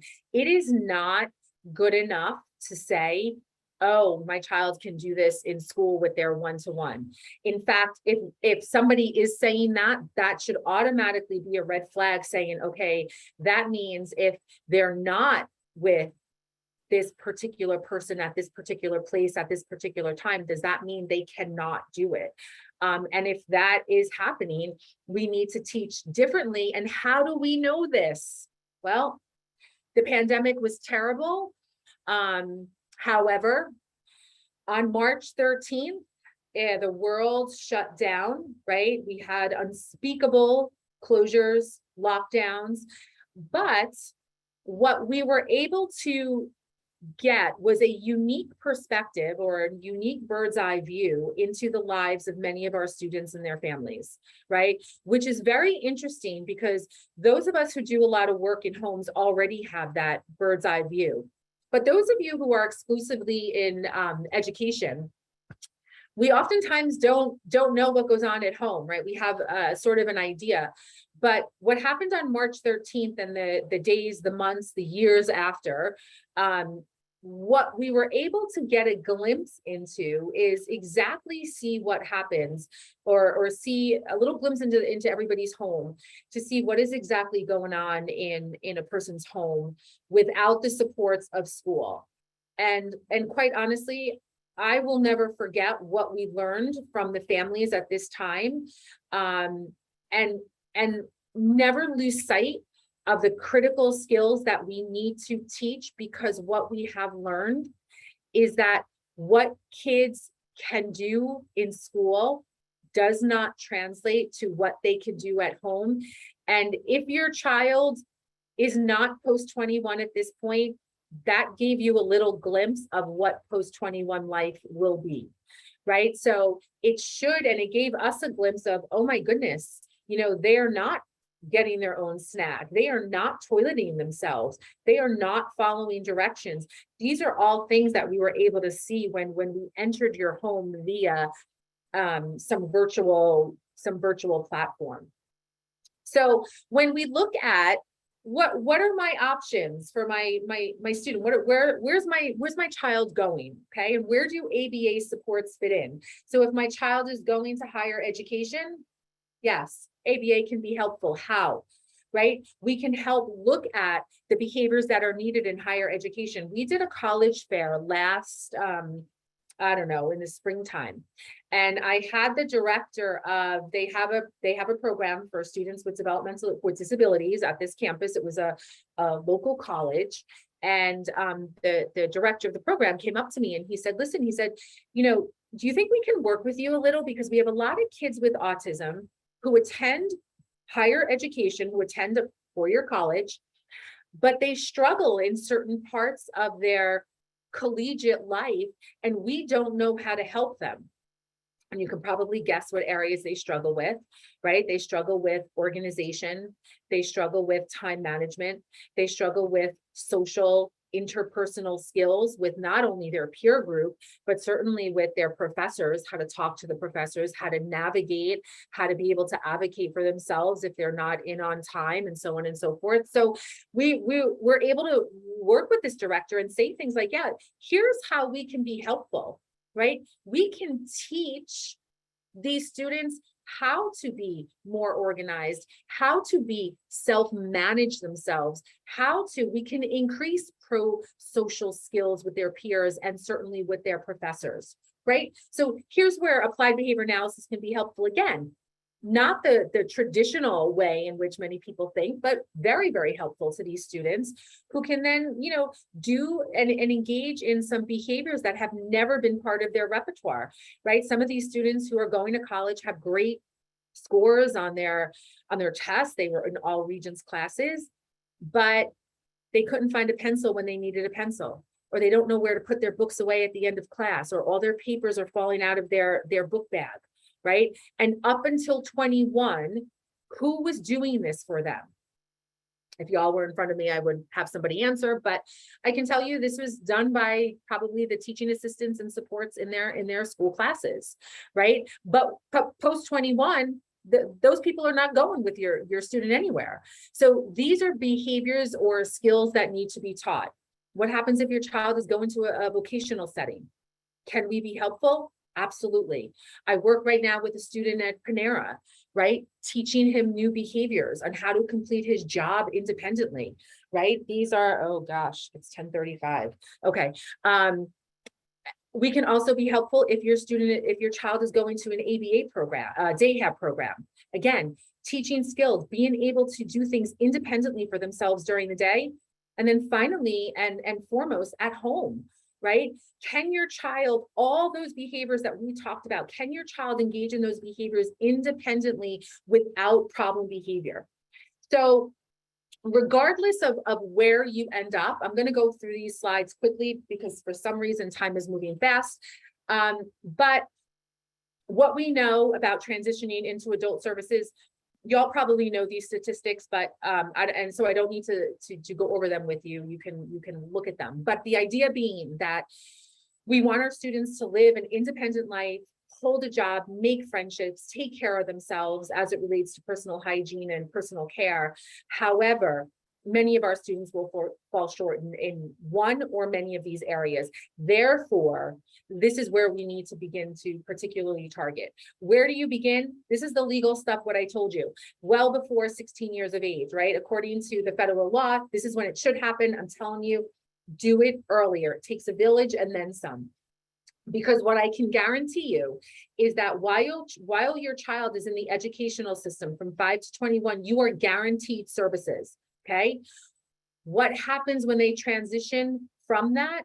Poof, you're gone are the guarantee of services, okay? And that is an important concept that many of you know. If you don't know it, guarantee of services are gone. You could be eligible for services, but that doesn't mean you're getting them, okay? And that's a very different concept from educational services and the transition into adult services. So let's just look at the facts, right? This is all I want to talk about are the facts.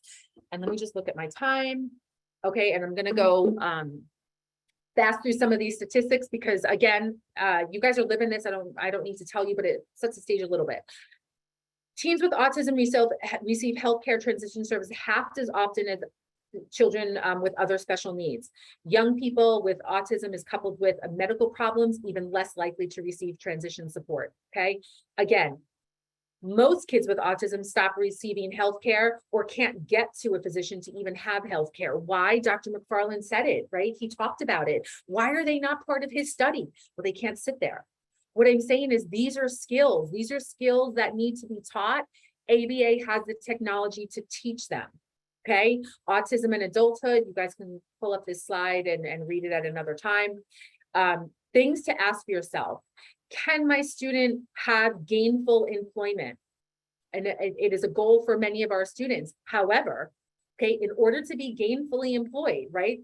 Can your student work for delayed reinforcement? Can your student receive constructive criticism?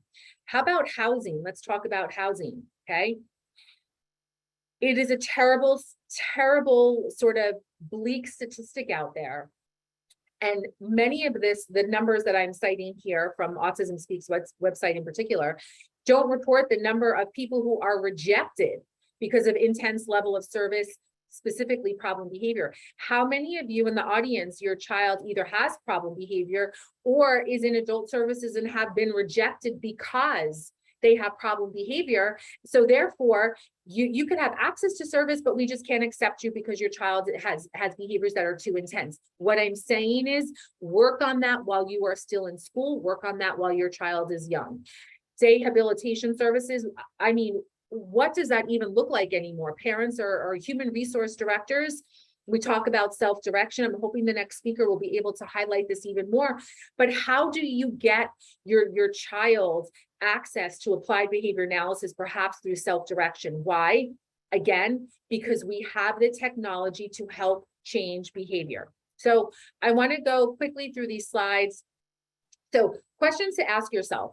Can your student complete activities of daily living? Okay, yes or no? Can your student follow directions while out in the community? Does your student have any self-stimulatory behaviors that interfere with any of the above? And can your student tolerate people around them, loud noises, right? General commotions. All of those questions are important questions because unfortunately, the world does not modify to meet the needs of our students. If the mall is too loud and your student can't tolerate loud noises, the mall doesn't send a general announcement around saying, can everybody be quiet? We have a person with autism. While that would be wonderful, that is not the real world. The real world is, then my child can't go to the mall. And what I'm saying is, do we have the technology? Do we have the science and the evidence to teach children to tolerate some of these situations that they perhaps find uncomfortable? We do, right? We do have the technology. I'm going to show you some data later about how you teach these things, right? And how you can increase tolerance levels to perhaps some unpreferred activities. So, and because what are we looking at? We're looking at the overall quality of a person's life, right? Our job is to increase the quality of a person's life over time. And again, we want to keep in mind the difference between a guarantee of services versus you're eligible, but it doesn't mean you will be accepted.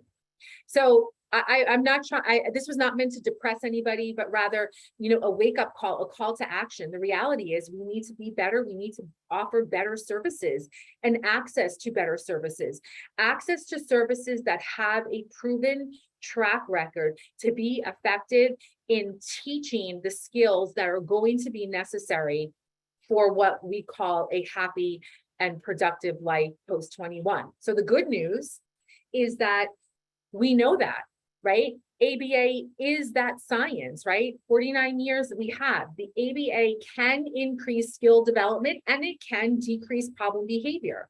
Doesn't happen overnight, but it happens, right? We must optimize the teaching time. We want to teach greater independence and hygiene in daily living. We want to teach greater access to access your reinforcers through manding and social interactions. Dr. McFarland mentioned a study where they're using pivotal response training to increase eye contact, or the N170. Sorry, I know I'm not talking about that correctly, Dr. McFarland, but I want to point out that one of the main features of pivotal response training is right here, teaching kids to ask for things, right? And we call that, in the field of behavior analysis, we just call that manding, right? Teach kids to access what they want, whether it is your social attention or whether it be items. Teach the kids to ask for what they want. Teach access to reinforcement, right? By engaging in leisure activities through the day.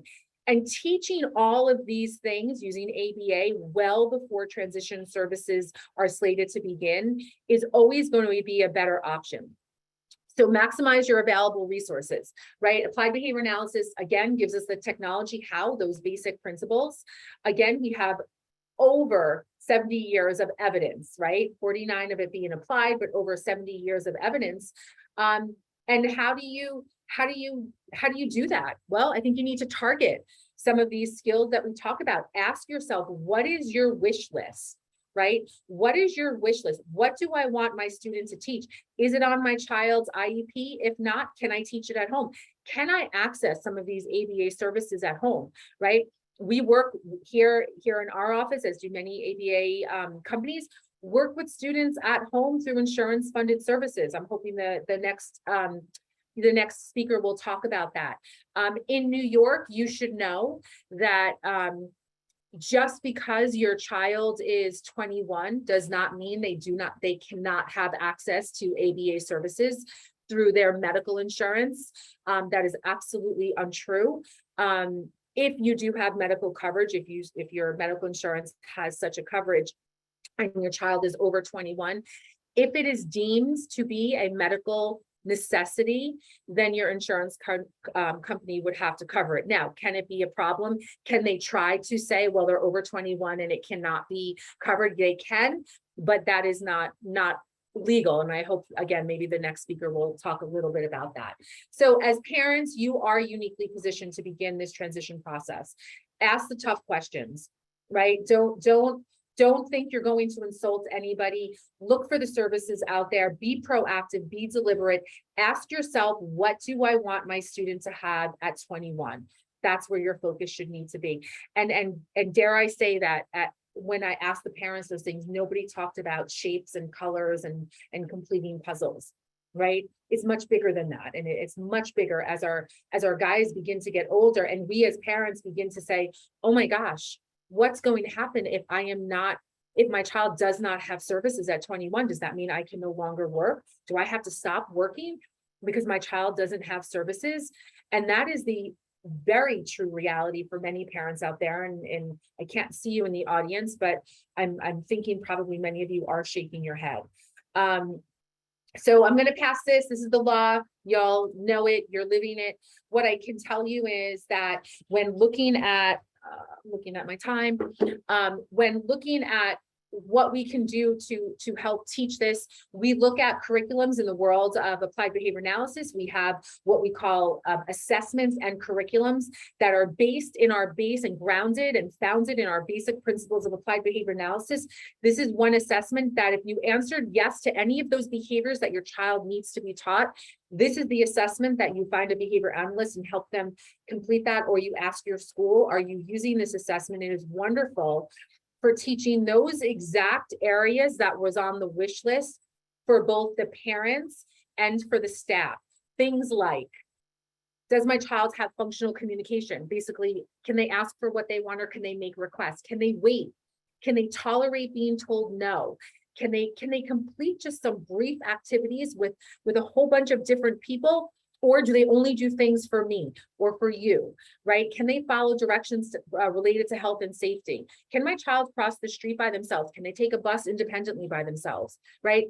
These are the 8 areas that when we look at repertoires that need to be, that students need to have in order to live what we would call a happy, fulfilling, productive, successful life, without needing support from other people. That is key. Without needing support. Why? Because what do we know post 21?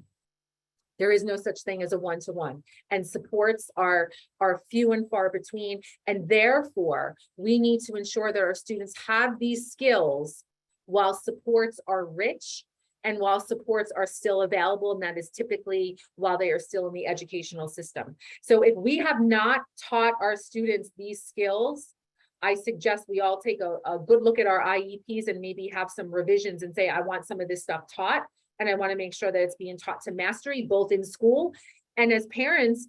Take some ownership of this, teach it at home as well. Look for ways in which you can get services in your home. There are services available. So quickly, I know I'm running out of time, but when we look at the sections of what this particularly targets, we're looking at a person's speaking repertoire. Are they able to ask and understand what is being told to them? If the answer is no, how do you teach this? Use evidence-based practices, right? Here's where we're looking at ABA. Can they do things like functional academics? Can they just read some basic words? Can they read text as a listener? Can they follow a schedule, make a list? Can they tell time? Do they have some basic math skills for money exchange, or perhaps using a debit card? Can they write, or do they have typing skills? If the answer is no, use some evidence-based practice to teach that. Let's use applied behavior analysis to do that. How about tolerating? Do you feel like you walk on eggshells? Is there problem behavior? Do I need to teach my child to tolerate going to the dentist? The answer to that is yes, right? The answer to that is always going to be a hard, fast yes. Do I need to teach my child to tolerate having their blood pressure or their blood taking? The answer to that is unequivocally yes, because these, our guys need to have access to medical care, and it's not going to happen by the nurse in the doctor's office. This stuff is going to take months and months of practice. And again, how do we know that? Because we have the evidence to teach us how to do that, right? Does your child need to get a haircut? Not while they're sleeping? Absolutely. They need to tolerate going to get a haircut. Now, Dr. McFarland mentioned this, and they are developing technology for students who don't tolerate that. That's great. But they're not going to develop technology to get your haircut if you're moving around. And they're not going to develop technology to get your blood taken if you're beating up the nurse. So what I'm saying is, these are ways and areas in which applied behavior analysis specifically can be helpful for teaching our students. And where do these skills need to be taught? Notice they do not need to be taught exclusively in school. They need to be taught in school, they need to be taught in the home, and they need to be taught in the community, right? Those are the environments in which these skills need to be taught, need to be generalized. And then these are just specifics of this assessment. I'm gonna leave that for you all to look at, but know that context is everything, right? Teaching in context is efficient. So if you're going to be teaching how to go to the dentist, I suggest we practice by going to the dentist, right? Find dentists where we can practice that. Certainly you can practice it at home. It's not as efficient as going to the dentist, but these are things that we talk about when we work with families, one-on-one. So just some pictures. This is a high school that we happen to work with in New York City, right? It's a regular high school classroom, but what you can see is the emphasis is already on teaching some functional skills. We can't teach in the context because we're in school, but we brought the context to school. These are some of ideas of what I'm talking about.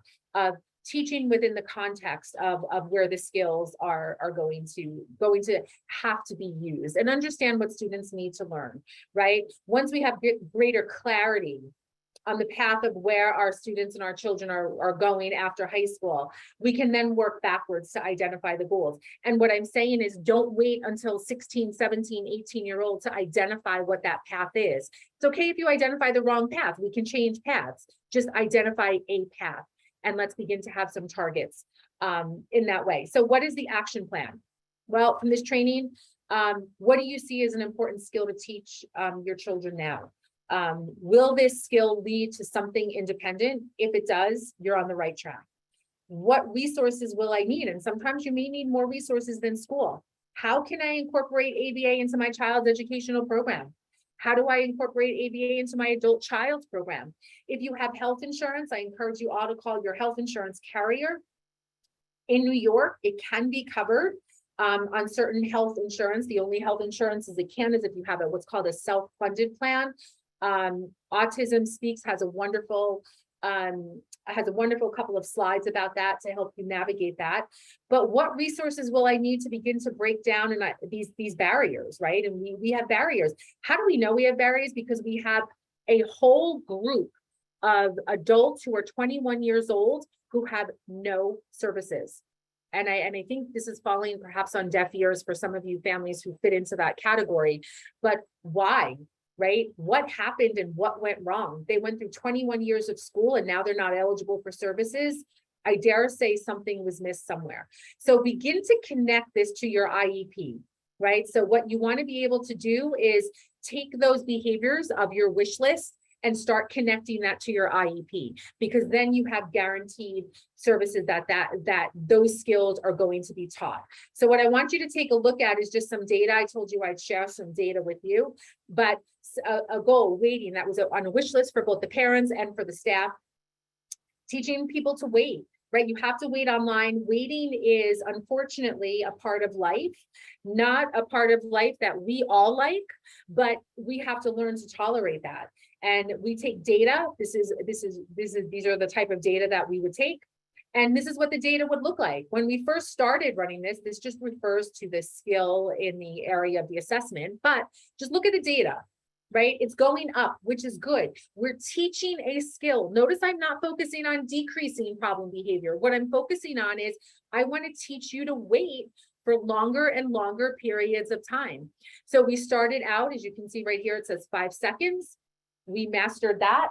And then we are moving to 10 seconds, 15 seconds. So this is the idea of what ABA looks like. It is data-based. We take track. Again, more data, very, very successful. Again, not quick. This doesn't happen overnight, not easy, not quick, but it does eventually happen. So just to wrap up, I want to say to yourself, the future belongs to those who prepare for it today, right? I think that quote is a wonderful quote to end this presentation. And what I just suggest is that for families who are in this path, a path not necessarily chosen or navigated, or parents are not often given some, the roadmap of how to navigate this path. What I would say is the future belongs to you to begin to plan for that today, and whatever today means. And you can never do that You can never do that too early. And so I'm hoping that some things surprised you today. I'm hoping that some things would spark some interest and questions for you along the way. And again, I feel like we need to be better at increasing access to services, particularly for individuals who are diagnosed with autism and an intellectual disability, who tend to have more behaviors that restrict them from access to community events and services post 21, when the guarantee of services is gone. Okay, so any questions? Am I on my time frame? I'm over. I'm sorry, but Bill didn't come in with the hook, so I guess I was okay. Well, it's because Bill liked a lot of what you were saying, so Okay. we kind of left it alone there. So where am I, Ray? Where am I? There you go. Yeah, so by the way, don't fear, we will get to all, we'll get to Judith in its entirety and to Krista, because we had a little time built in, but we don't have a lot of time for the detailed answers. I will tell you that we're going to try and come up with the ones that are most similar. There are more than a few here.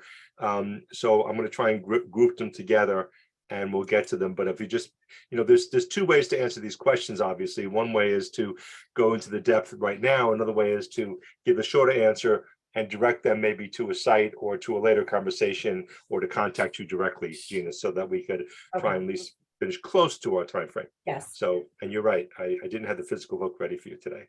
I was waiting for it. A couple of these. How is ABA programming being contoured or detailed for the post-school age, for the adult population? So what I'll tell you is that the ABA is the science is not any different depending on a person's age, right? So it's not that we contour ABA or ABA changes for the adult world versus the young world. What we look at is the critical skills and what do you need to learn at any point in your lifetime. That's how we look at it. So the ABA, the application of ABA doesn't necessarily change. What behaviors we apply it to is what changes as you move through your younger years, your middle years, your adult years.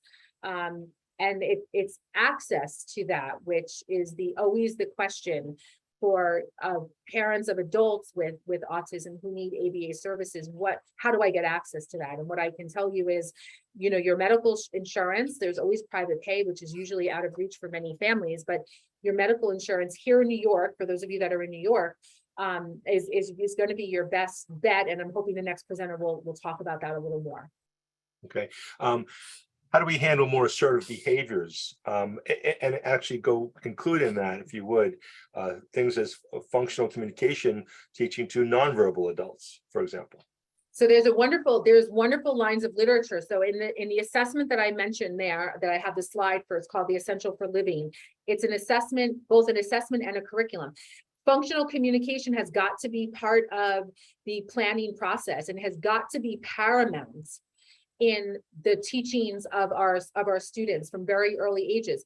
Again, I want everybody to focus on that wish list that the parents told me. Not one parent said, I want my child to speak in complete sentences. What they said was, I want my child to be able to functionally communicate.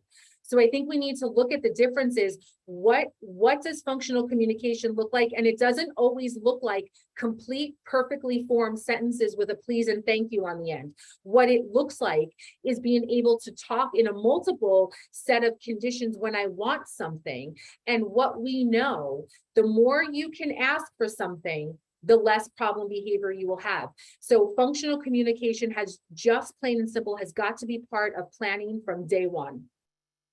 And to answer your question in terms of how for non-verbal or non-vocal individuals, there are a multitude of different, what we would call augmentative ways of communicating that we can use nowadays. It is not a one size fits all. Just because you are in a school doesn't mean you should be communicating with an iPad.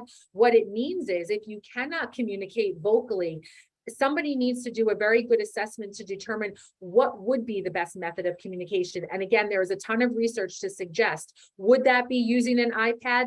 Would that be using low tech, just pictures? Or would that be using maybe perhaps some manual sign? All of those are options. Okay, I'm going to make this the last question, but I would tell you this, Gina. We have a list of at least 7 more. I'm going to post them to you, and if you can maybe pen an answer or do Yep. place so people can go get it, we'll post it on the website so that people can follow up on that. Okay. I will say that there's one, a very direct one, which I think is also pertinent to a broader audience, is what do schools provide, or is the person responsible for educating them independently? In particular, it was an elementary art school teacher who has an entire cohort of autistic classes with no ABA training. So it's the system not matching the reality, right? It's how do they learn, and not being able to teach how they learn. So what does a parent do in that case? Yeah, I think, I think that our special area teachers are exclusively our teachers who get the least amount of training. Our art teacher, our music teacher, librarian, PE teachers, right? They all work with our students, but yet none of them receive any sort of formal training. What I can say is thank you for coming today. If you are the art teacher, that's amazing that you're even here to listen to this. But what I can say is really ask your school to provide you with training. A colleague of mine last Wednesday provided professional development training for the art teachers in this school district, because they too were experiencing this issue. So what I could say is talk to your special ed director and ask for training. It's out there. Contact us. We can certainly be helpful, point you in the right direction. But yes, training needs to happen across all types of teachers. Terrific. Gina, thank you so very much. It was terrific. We let you run longer, but we're kind of used to that. So so we're good. We'll make sure we post the things online that we said we would. And again, if everybody wants to learn about Gina, you'll be able to see this entire presentation online in a week to 10 days or so. Okay, Gina, perfect. thanks so much and have a great day. All righty. So our moving forward, our next presenter is going to be introduced by someone that many of you already know, and that woman is Allison Singer. She's an invaluable member of the RAS team, the autism team here, Rockland Autism Symposium team. She joined our battle early on. She's played a fundamental role in the ever constant talent search. So she's partly, actually sometimes more than partly, responsible or a contributor to what we bring to you today, which we think is pretty cohesive.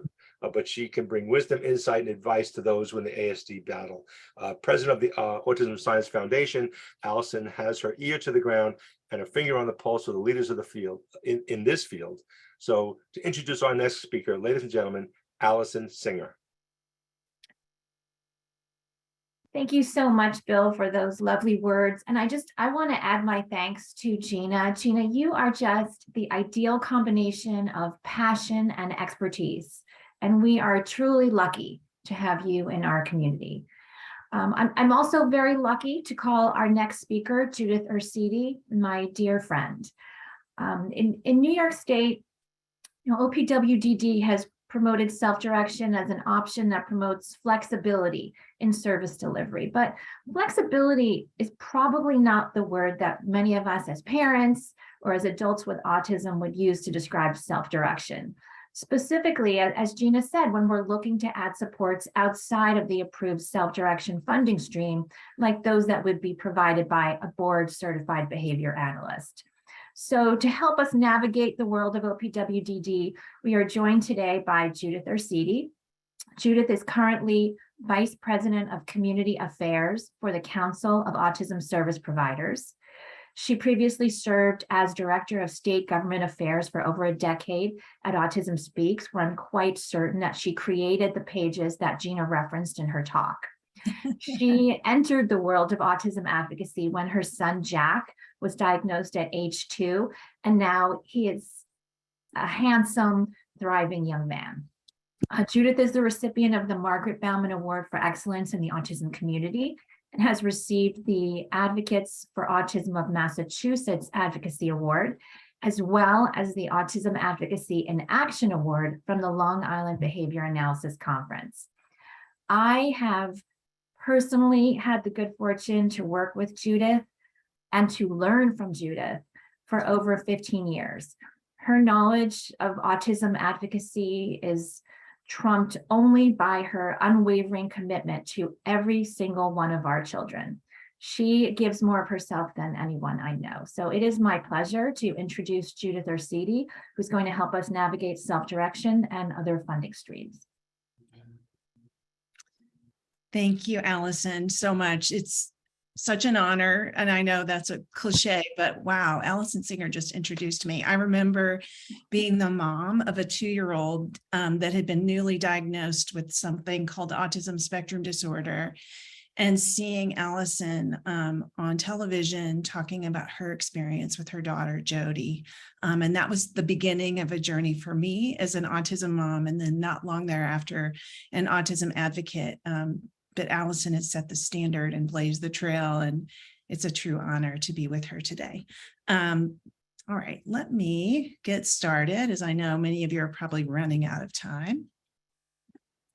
All right, today we are going to talk about navigating self-direction and also other funding sources in New York State. Who's excited?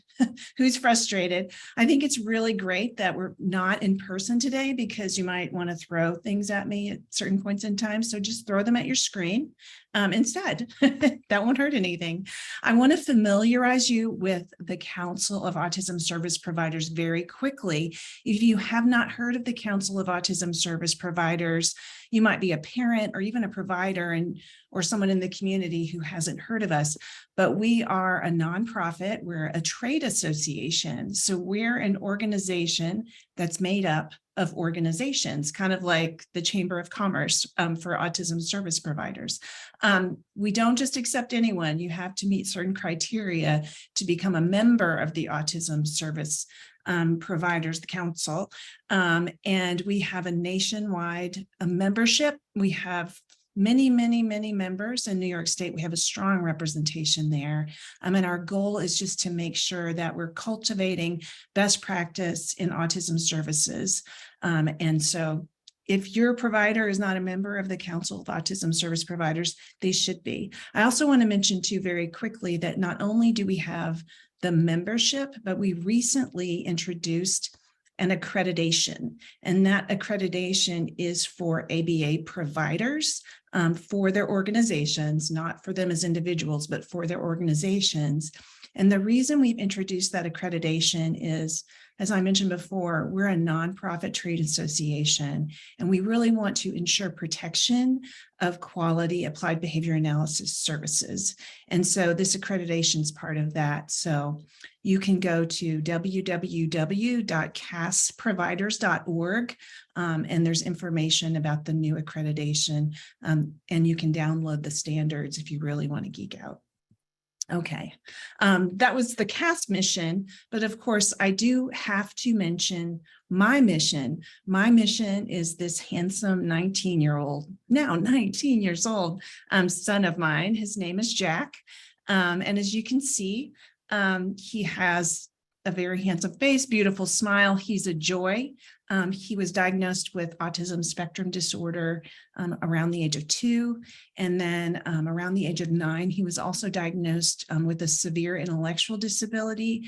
And further down the road, OCD was tagged on as well. So we have an alphabet soup that probably many of you have experienced in your journey with autism. And I just had to share too quickly, this week, Jack was in the hospital for just a short time, getting an endoscopy. The reason that we were doing that is because he's been having some really significant self-injurious behavior that we've experienced over the last 6 months, and he's really suffering. And so we're doing everything we can from a behavioral and medical perspective to help him feel better, because he's really struggling with self-injury.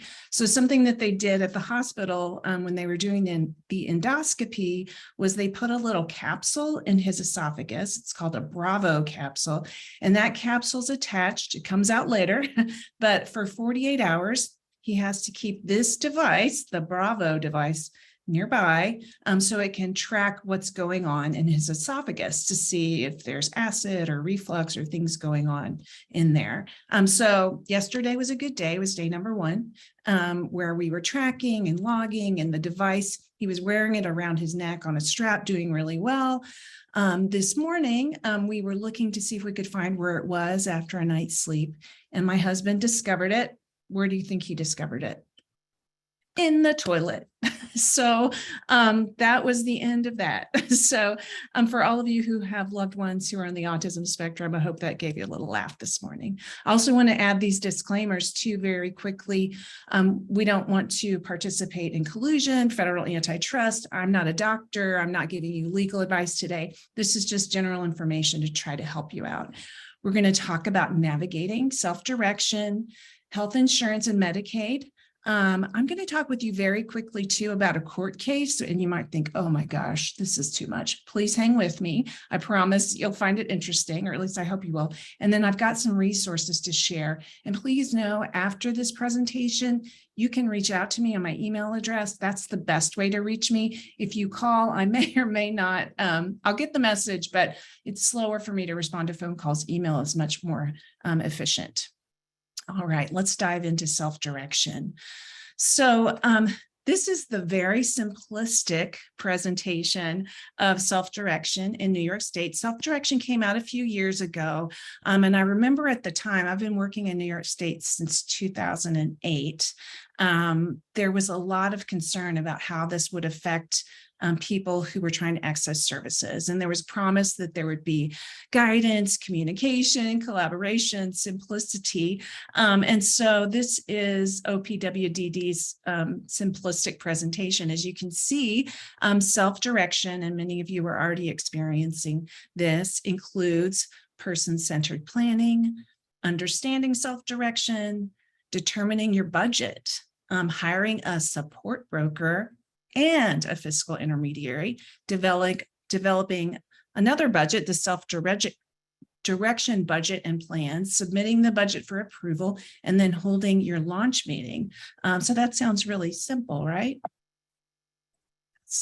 Hold on, let me see if I can get my slide to move. Well, this is kind of what we expect in our autism journeys, right? And then it often really is kind of more of a ziggy-zaggy sort of thing that we experience. So many terms and acronyms: case manager, person-centered planning. Those are pretty simplistic terms. Life plan, the DD, SRO, Medicaid waiver. What's the difference between Medicaid waiver and Medicaid state plan? OPWDD, front door, back door, side door, personal resource account. So much terminology and so many acronyms. For most people, that can be really overwhelming. It is for me, certainly. So let's just kind of talk through the basics of self-direction. I'm not going to spend a lot of time on this, as I know many of you are well familiar, but self-direction is a way of providing services that give people with developmental disabilities, not just autism, better choice and control over their lives. That's according to OPWDD.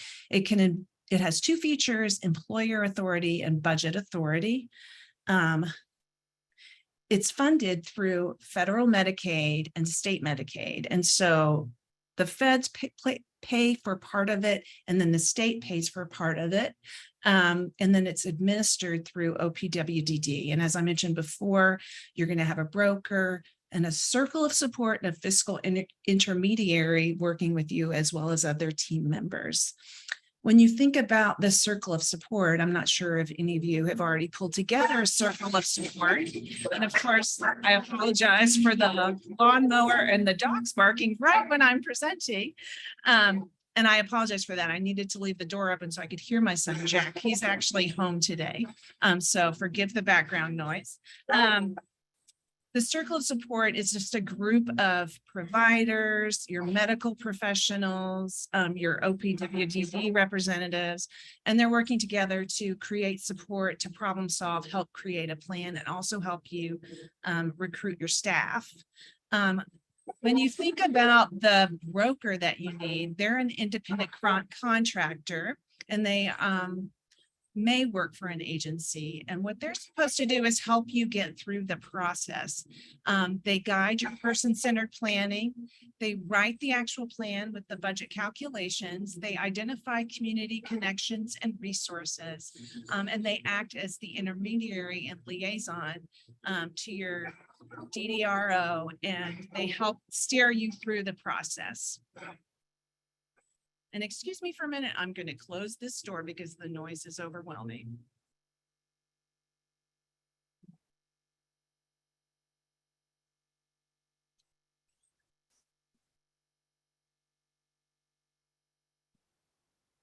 And that's your outtake and blooper for this presentation. Hopefully that'll mute the sound a little bit. All right, you also have a budget and it's called a PRA. And if the PRA isn't sufficient, you can work with your broker, your DDRO liaison, and then you can also reach out to OPWDD. Again, this is a very simplistic presentation. So I wish it were so easy. It sounds fairly easy when presented in that way. As the graphics depicted earlier, it's a much more complicated process. And so there have been concerns from advocacy organizations. Those concerns I thought were really well summed up by the ARC of New York. You've got 10 to 15 service types, so many moving parts, and you really cannot expect families to navigate this complex system. It's a drain on provider resources as well. And when you think about how self-direction is supposed to work, research has really shown that it's not sustainable. And why is that? Because families are the ones who really end up managing, filling in the gaps, which makes it fiscally cheaper for our federal and state government, correct? But emotionally and financially draining for families. It is rewarding to have your family member with you and to be part of what's going on for them. But as parents age, as siblings are trying to live their lives, and as the person with autism is trying to gain connection and find their path, no matter where they are on the spectrum, the system, the way it's designed right now, is really set to not work as it should. So one example I wanted to cover, kind of talking about the challenge, when you think about the need for self-directed services and supports, you might think of things you might need like speech, OT, or PT. Those really aren't allowed under self-direction. The services that are allowed generally are more the type of services that they consider home and community-based services, HCBS services, so waiver services, things that can help you be in the community. Behavioral supports, you would think, would be inherent to this plan, but many families really struggle to access behavioral supports in self-direction. And as Gina, the previous presenter, was talking about, you really need those supports, not only as a young child, but also as, a tween, a teen, and well into adulthood and throughout the lifespan, in order to be connected and part of the community. There is a sort of a way to incorporate those behavioral services into a plan. And that would be through your individual directed goods and services. And I have a link to a chart about that. It's a very complicated chart, so I want to summarize a little bit here about how to do that. So a BCBA, as Gina mentioned before, a board certified behavior analyst, or in New York State, it should be a licensed board certified behavior analyst. So that's an LBA, a licensed behavior analyst. They can provide indirect services. So they can help inform what your direct service provider does. They can help with the habilitation plan. They can train staff who are implementing the plan. And there are certain requirements that have to take place in order for them to be built, but they do not provide direct services, which is really unfortunate because it is so needed. And this is absolutely an advocacy goal moving forward, because it makes no sense to not allow for those. But do know that a licensed behavior analyst can provide indirect services. They can tell your direct service provider, they can train them, guide them, and help with the plan. So that's just an example of good intentions, but they're not taking them far enough. So knowledge is power. Here's some links. There are some sessions coming up that OPWDD is doing in October and November. Please join those sessions, ask questions. It's a great opportunity for them to hear from constituents and understand the things that you need. There's a link to provider guidance on self-direction.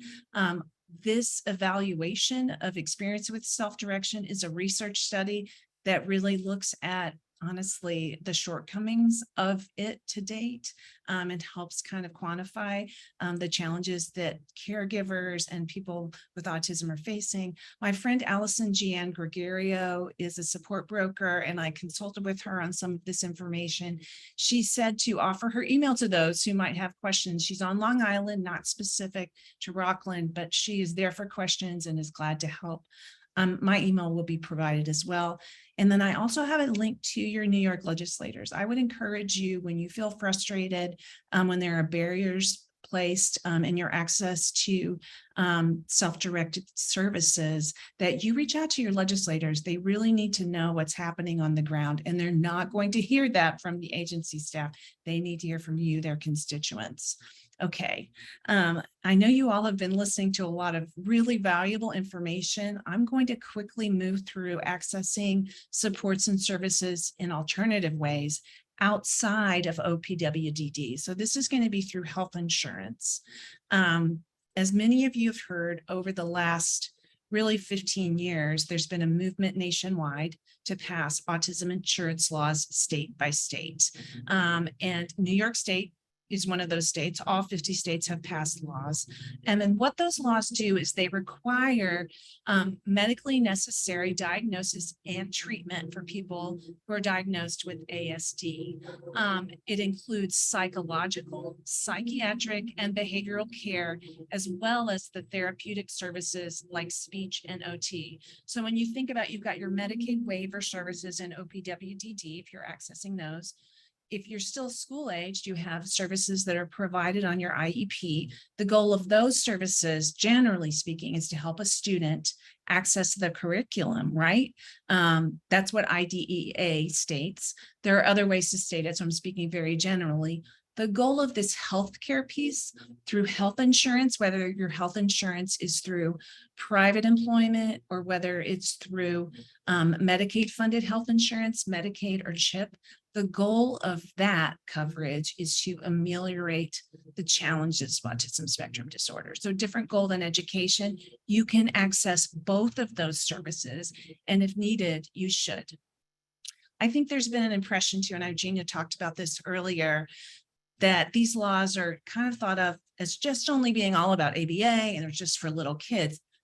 False, false, false. As I mentioned earlier, they cover psychological, psychiatric services. New York State was the first state to include augmentative and alternative communications in their autism insurance law. So pretty much anything that is an evidence-based intervention is included specifically in the New York State autism insurance law. New York State also includes adults. It's not just for children. So if you have an adult dependent who has health insurance through you, or if they have their own individual health insurance that's private, then the law does cover. Please note too, and this is sort of an aside, that New York State does sell plans on the marketplace with this autism coverage in it that you can access. I am not going to go through all this, as I kind of talked about this before, but individual plans, small group plans, if you're from a small employer, large group plans are covered in the autism insurance law. There are certain providers that have to access services. So if you have any questions about that and you'd like to access care through this to complement other services that you're getting, please let me know. I'm happy to help answer any questions. Time is going very quickly, and I want to be sensitive to your time. I'm not going to read all this, but behavioral health treatment, we talked about how it's hard to access it through self-direction, but it's clearly authorized and mandated in New York's autism insurance law. And there are protections that I'm going to mention too later through federal law.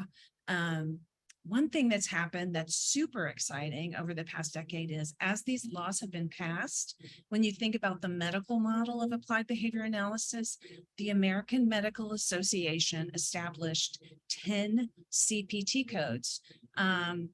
I think it's 8 out of the 10 now have been made absolutely permanent. That means that they are established, the research is efficacious, and the American Medical Association does recognize applied behavior analysis. And so there are codes depending on how the ABA is being delivered. And you can find all that information in the link I provided. I also have to mention too, for those of you that are struggling with severe challenging behaviors that might be very isolating to you and your loved one, there are 2 specific CPT codes that are intended to address those severe challenging behaviors. They allow for a higher level of staff, and maybe 2 people providing support rather than 1, as an example. So those codes are listed here. They're newer and they're not utilized as much, but they need to be. They are there because there's a tremendous need for this. Speaking about Medicaid, very quickly, and I'm not talking about home and community-based services that are provided through OPWDD, but rather Medicaid health plan services that are overseen by the New York State Department of Health. There is a mandate nationwide that CMS put out in 2014 saying that children who are enrolled in Medicaid, children under the age of 21, have to have access to medically necessary services if they have autism. And I'm speaking again very generally there. So this was a federal mandate. And so we've been working now in the states to try to get that implemented. 49 states have implemented this Medicaid coverage for children. The only state who has yet to implement it is New York. And so I'm working very closely with providers and people in the community to move forward on that implementation because it's critical. These children, especially during COVID when schools were closed, could have so benefited to access to care. But New York State has yet to meaningfully implement this, and we're not going to stop until they do. One more thing I want to cover, I have many slides left, but I'm not going to get through them all just because of time. But there is a federal law called the Mental Health Parity Law, and you might hear about it, read about it. Some of you may be familiar with it, and you might think, well, I don't know what that has to do with me. You know, my life is all about autism. So the thing to remember with this federal law, which was passed in 2008, is that it does include autism, and that is because mental health parity law defines disorders according to the DSM. Anything in the DSM, generally speaking, is impacted by federal mental health parity law. And I remember back in 2008, I was actually down in Rhode Island for an Autism Speaks walk, and Patrick Kennedy, who was a congressman then and who sponsored this bill and worked very hard on it, showed up at our walk. And he said, I want to talk to the crowd about mental health parity. And I remember thinking at the time, well, okay, but I don't know, you know, what that has to do with us. But I learned over time, definitely it applies to us because autism is defined in the DSM. So the protections that are in mental health parity, which are amazing, do apply to autism spectrum disorder.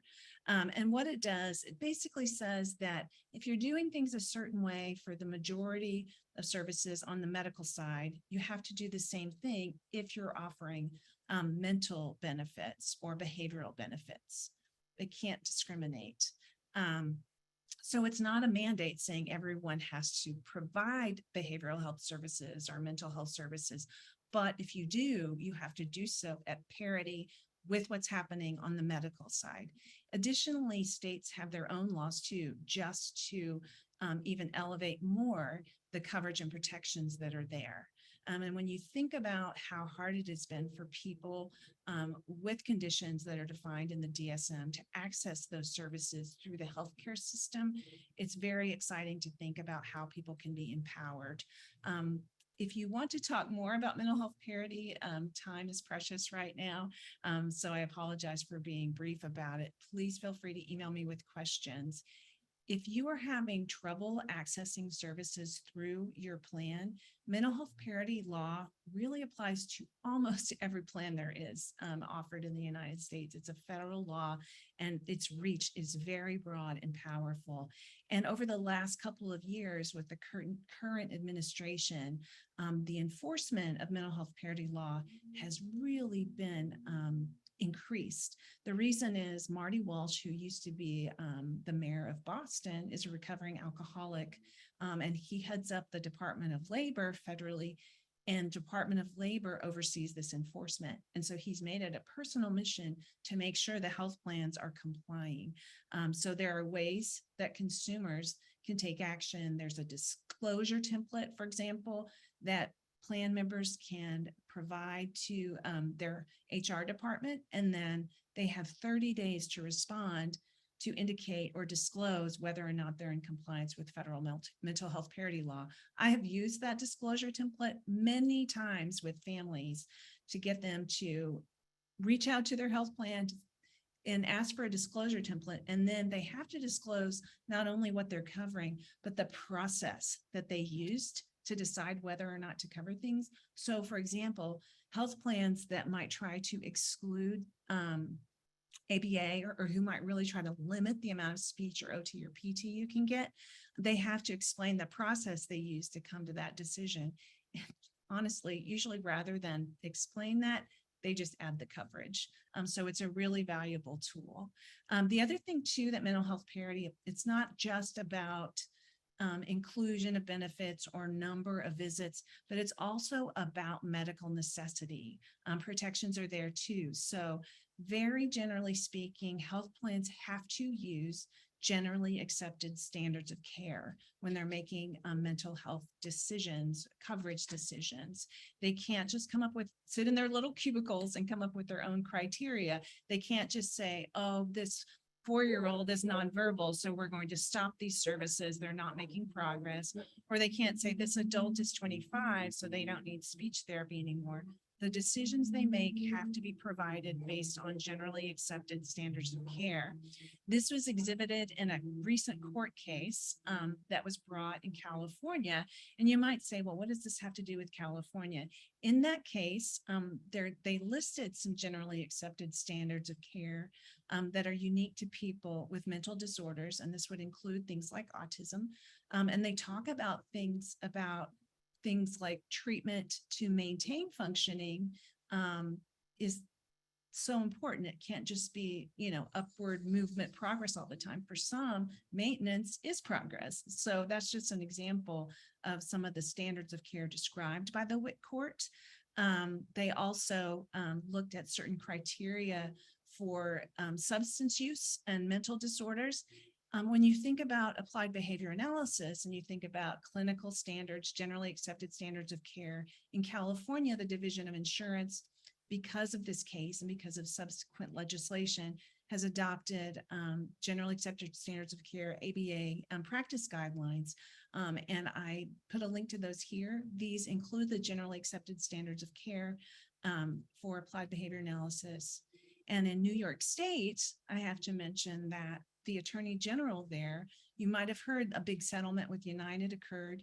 And that was really similar to what happened with WIT, and it occurred because of the WIT case. Generally accepted standards of care have to be used for medical necessity decisions when it comes to coverage for autism and other mental disorders as defined in the DSM.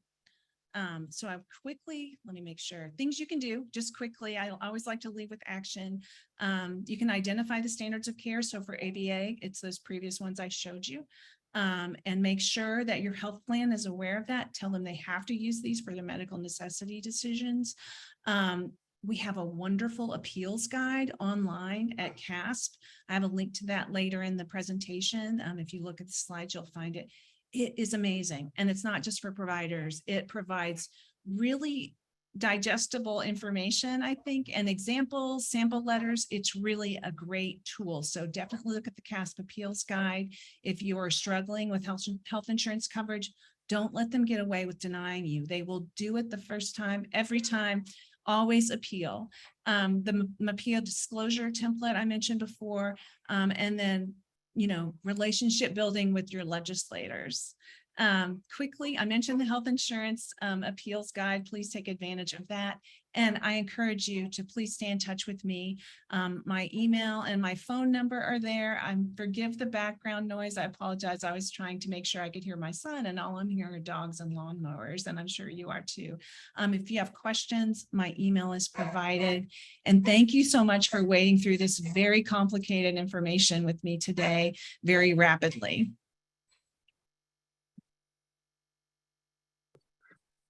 Thank you, Judith. Thank you.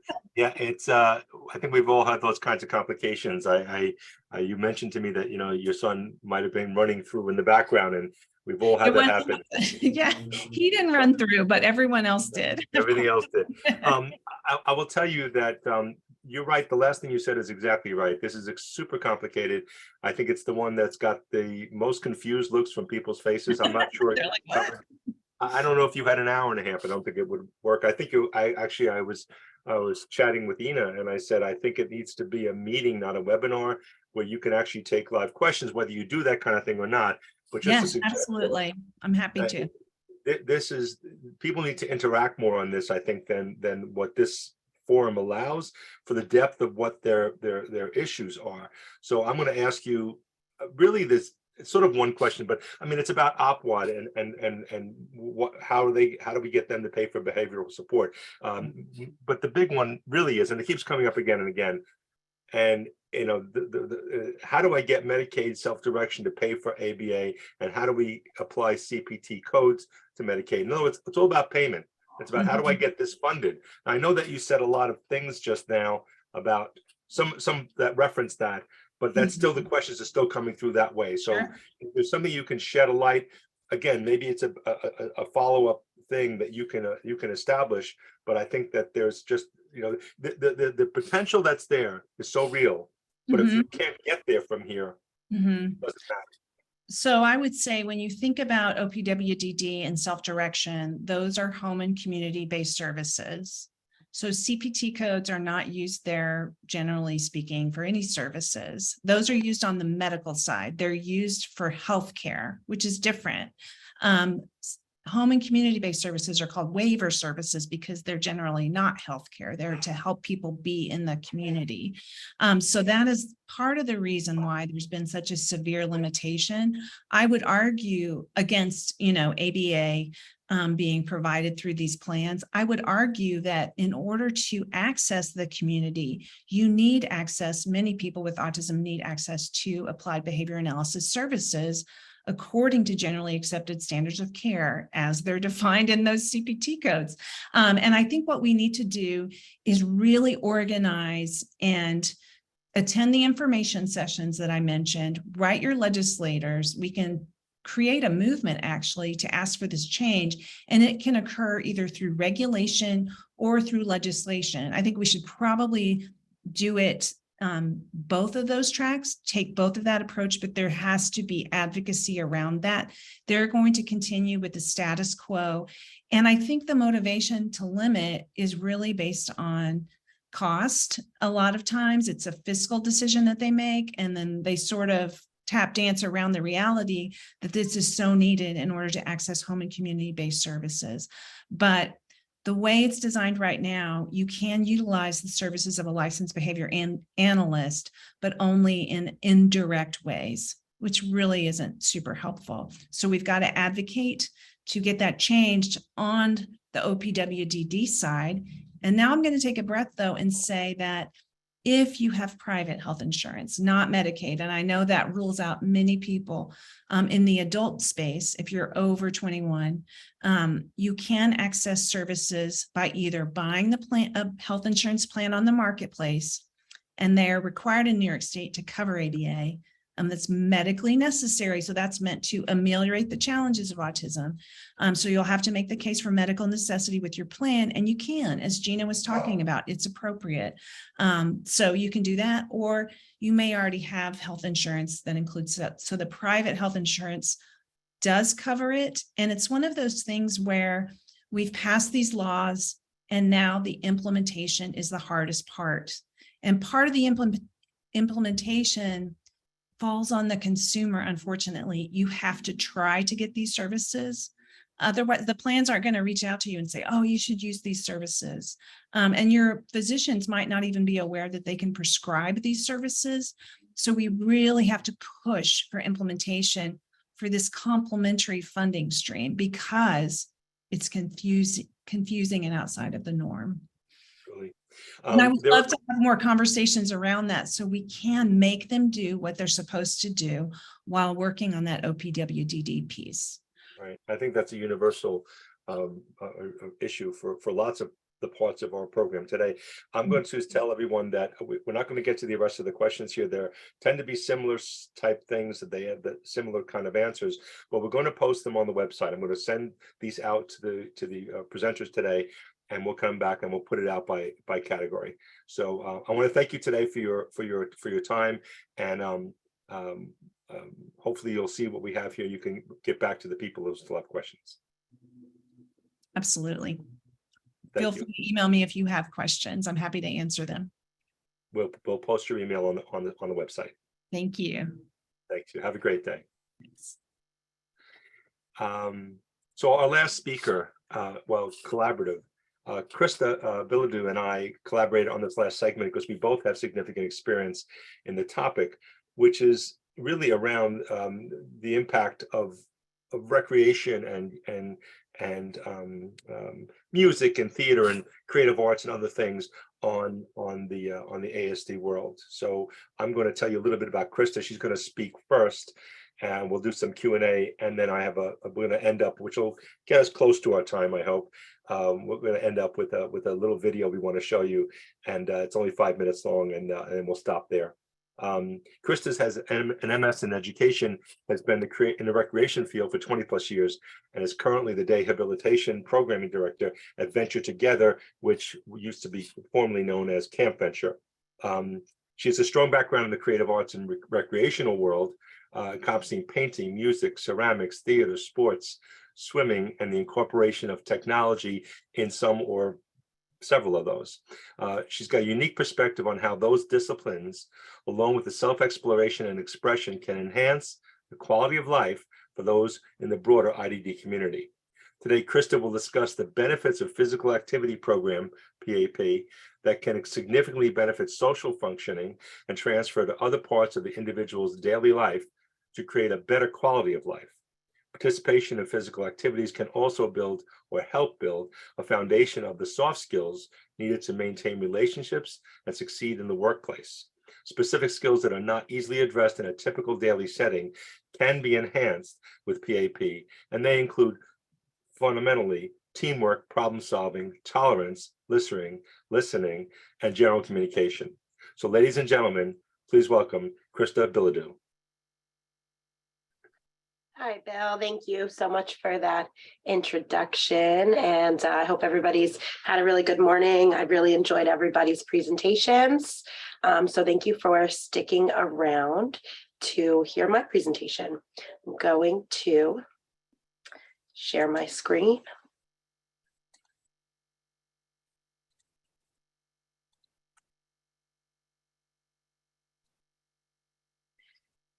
So as Bill said, I'm here today to talk about the impact of participation in recreation activities on the quality of life for adults, or really anyone, adults and children with autism spectrum disorder. I've been doing this for quite some time, and I'm a really big advocate in recreation in general and what it could do for everyone, for both our children with and without autism, and even us as adults. We get to choose every day the things that we want to participate in. I recently joined a women's softball league, which was new to me, but I had the ability to make that decision on my own.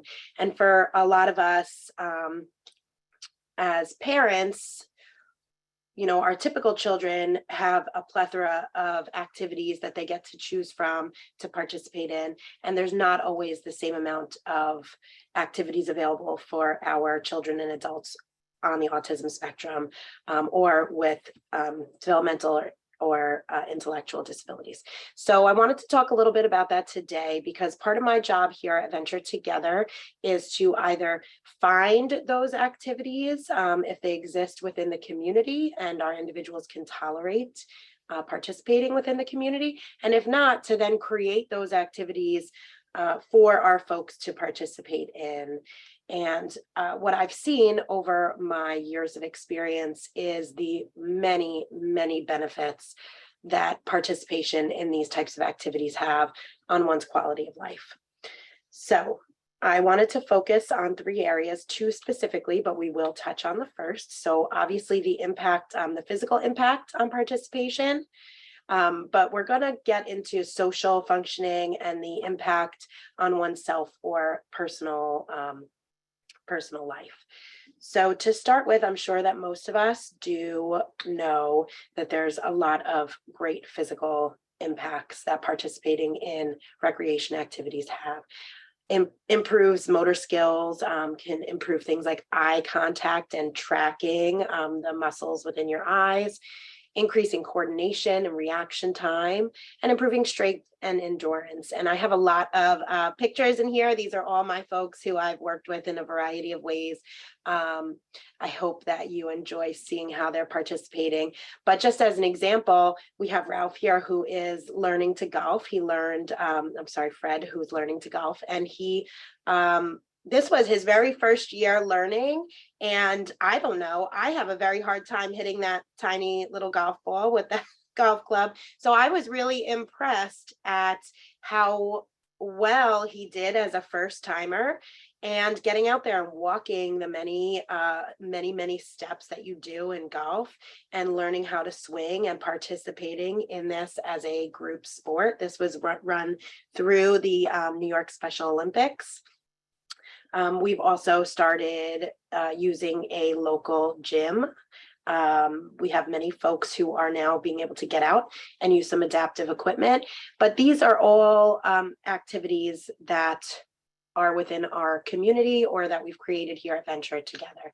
So we also can use swimming and other activities as a way to encourage healthy lifestyles, reduce stress and anxiety, increase mobility, relax muscular tension. So we found that the use of pools, whether therapeutic or recreational, really is a wonderful way for our folks to get exercising, get moving, be in a different atmosphere where maybe the stress from the muscles that they have on a regular day can be relaxed. It's also a lot of fun and everybody enjoys doing it. So it was a great way to get people moving that maybe would not have done it outside of the pool.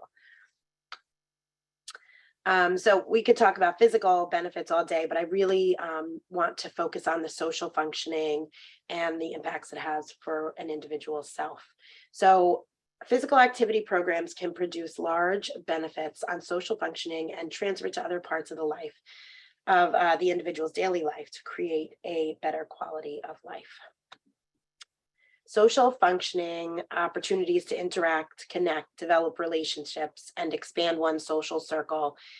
I think these are all really important. So again, for ourselves or for your children not on the spectrum, we have so many group activities that they can participate in to interact with their friends and develop relationships. But those opportunities are just as important for our people in our community with autism spectrum disorder or any other DD or ID. So how do we find these programs? Well, hopefully, and when your adult child is in day programs, there's somebody like myself that can help access those programs or create them. But by participating, the participation alone is what we're looking for. So don't be deterred that your child of any age, this won't be appropriate, or how is my child gonna be able to participate in this activity? Along the way, there's coaches, there's specialists, there's programs, and we're here to make sure that we adapt our program for your individuals to be able to participate on whatever level that may be. But the opportunities to interact, to create those relationships with people who have similar interests, to expand their circle of friends, right? Not just the people they live with maybe in their residential program, but now they know people from other residential programs, from other sister agencies. They create a larger circle of individuals who they can now call friends. Here we have a great action shot of our Special Olympians in floor hockey. What I found in coaching a sport like floor hockey is, with time, our folks have grown exponentially in having patience, right? When they all want to get up and play, but they have to wait. I can only put 5 people, 6 people at a time out. But my athletes, they sit, they wait, they take their turns. They're also negotiating, right? We have a lot of people who want to be the one to make the goals every single time. And you have to learn some negotiation. All right, well, everybody deserves a turn. Steven deserves to go for that goal just as much as you do. We have to pass the puck. Passing is an important part of the sport. We all want to be the one to get cheered on and make the goal, but supporting your friend in getting that goal is also really important. So negotiation, turn taking, and sticking to the rules. I mean, this is something we learn when you have a new athlete that comes in. You're teaching all the rules of the sports, and does it take a little time? Some, yes, more than others, but I've worked with some of these athletes for about the 20 years that I've been doing this, and it's really amazing to see how they've taken to the sports, and they understand that these are the rules. They can't go out of these boundaries. We've had to work on it. It's been a process, but they do learn the rules and very much enjoy that they can follow along as they're supposed to. Teamwork is obviously really important. It's great to be able to be a part of a team, for others to depend on you and for you to be able to depend on others. Problem solving, tolerance. So problem solving, it's amazing to watch how our folks think on their feet, right? Here I'm coming down the court with the basketball, somebody's coming, I have to look for my teammate to pass it to. I have to call out their name, I have to pass it. Does it happen immediately? No, but with practice and persistence and a positive support network around them, helping them build these skills, they do reach those goals. Tolerance, not just in, we're talking about like sensory tolerance, physical tolerance. Some of our folks have to get used to the idea that someone's going to be running by and bump into them, and they don't have to be upset about it. That's still something we're working on, even with some of my adults who've been participating for a few years. But it does build up. They do understand this is part of the sport. It's part of the game. Communication is always big, and listening. I'm always yelling from the sidelines. I say, you got to listen for my voice. I'm always in awe myself when you think of the many things that are happening during a physical program, especially during sports, as our individuals are trying to negotiate physical space. They're trying to negotiate the social aspect of the people running everywhere. And then they're trying to also listen for me and listen for their direction and look at their teammates. There's a lot happening. And if you ever come out to watch one of the games, it's pretty amazing to see how well they all handle that. Here's some images from our new North Tech Center, which we've had a great time starting to use with some of our folks. And it's a lot of physical activity. So for example, here we have a projector that projects onto the floor. It's called a beam projector. And it's about using the technology to participate in-house in physical activity. So there's a soccer game, there's a large piano. And for me, this is sensory integration and teaching some sensory tolerance, right? Some noise and colors, being able to work next to somebody and, not always necessarily have all the space that you might need, and how do we grow the tolerance for that? Interpersonal skills. We have on the piano, we have a young woman to the left who prefers to do a lot of activities completely alone and independently, but it's amazing when she comes into the technology center, because she's pretty proficient at the technology herself, and she has her iPad. She comes in here and almost becomes the teacher to her friends who are in program with her, that she says, oh, here, step on this, jump on this, look how to touch. So the roles are not just about participating, it also is giving some people the opportunity to show their strengths and their skills, and her building up of her interpersonal skills using the technology center has been something that we've seen over the last couple of months as a huge step in a great direction. Flexibility, right? We have technology always goes wrong. Well, hopefully not for me in my next 15 minutes or so, but technology, right? Things hiccup. So we've learned in the technology center that flexibility is really important. We have kind of a schedule of what happens when our folks come into the technology center. And when we can't do those same things, we teach flexibility, right? Let's just adapt. What do we want to do? We're going to switch to something different. There's going to be times in our life when things don't work out exactly as we want to. We have to be flexible. So we use these activities and participating in these recreation activities as a way to teach all these skills that are really important for our younger individuals and our adults to move forward in life. Everybody needs flexibility. Everybody needs to have interpersonal skills. So physical activity programs, as I said at the start of this, can produce large benefits on social functioning and transfer to other parts of the individual's daily life to create a quality of life. By participation in physical activities, we could help build a foundation of soft skills to be successful in maintaining relationships and to succeed at work.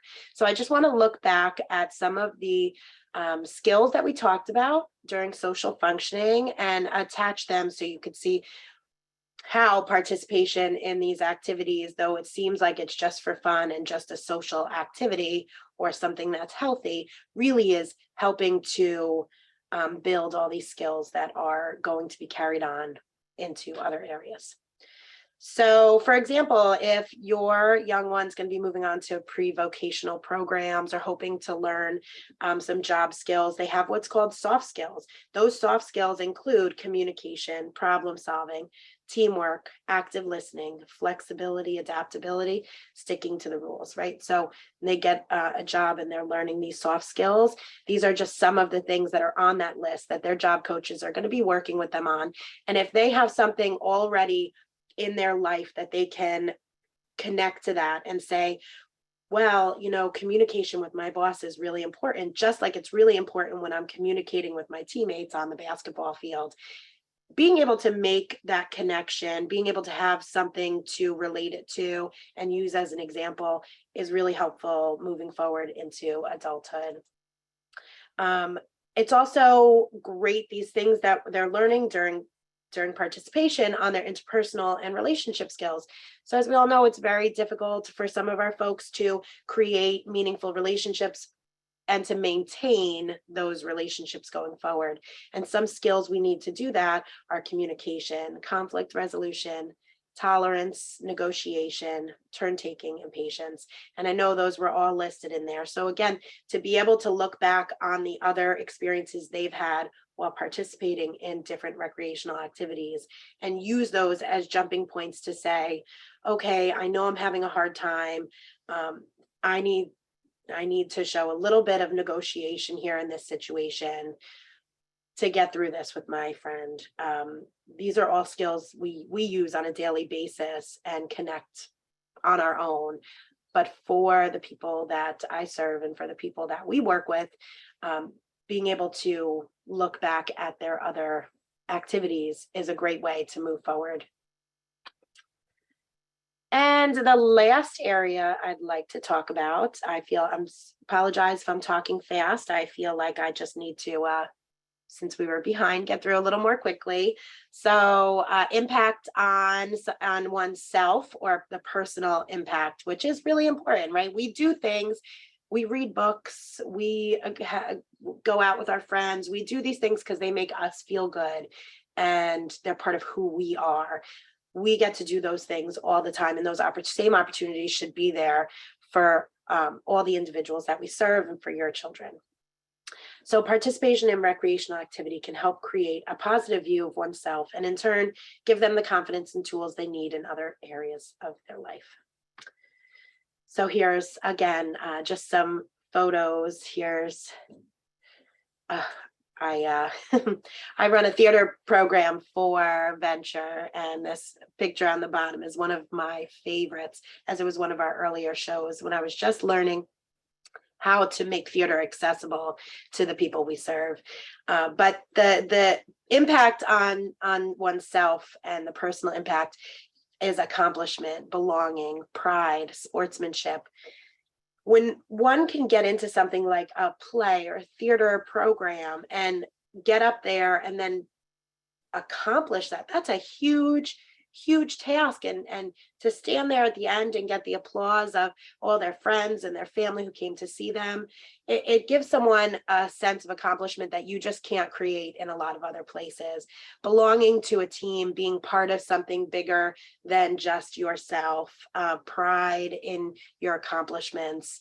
Sportsmanship is something that I teach tenfold when I'm coaching our Venture Special Olympics team. It's not about the winning, it's not about getting every goal. It's about cheering each other on, being there for one another, learning something new, getting out there, giving it your all, trying your best.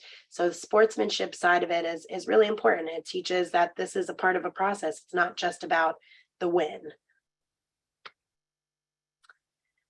So the impact it has is also emotional, right? There's a lot of feelings that go along with participating in these programs. It can build someone's confidence. Gosh, they feel so much better about being able to get out there. I know I can do this. I can get up on stage in front of 200 people. And, my theater teacher made it possible for me to remember my lines because they're pre-recorded. So we adapt things to make this possible for anybody. I could do the 100-meter dash. I mean, here on the bottom, we have Danny doing the running long jump. And when he stuck it and he landed it, his confidence boosted way up and his self-esteem, feeling so good about himself. His family had been on the sidelines, and it was just a great day for everybody. And something that I know, because we've talked about it, he's carried on for many years after that.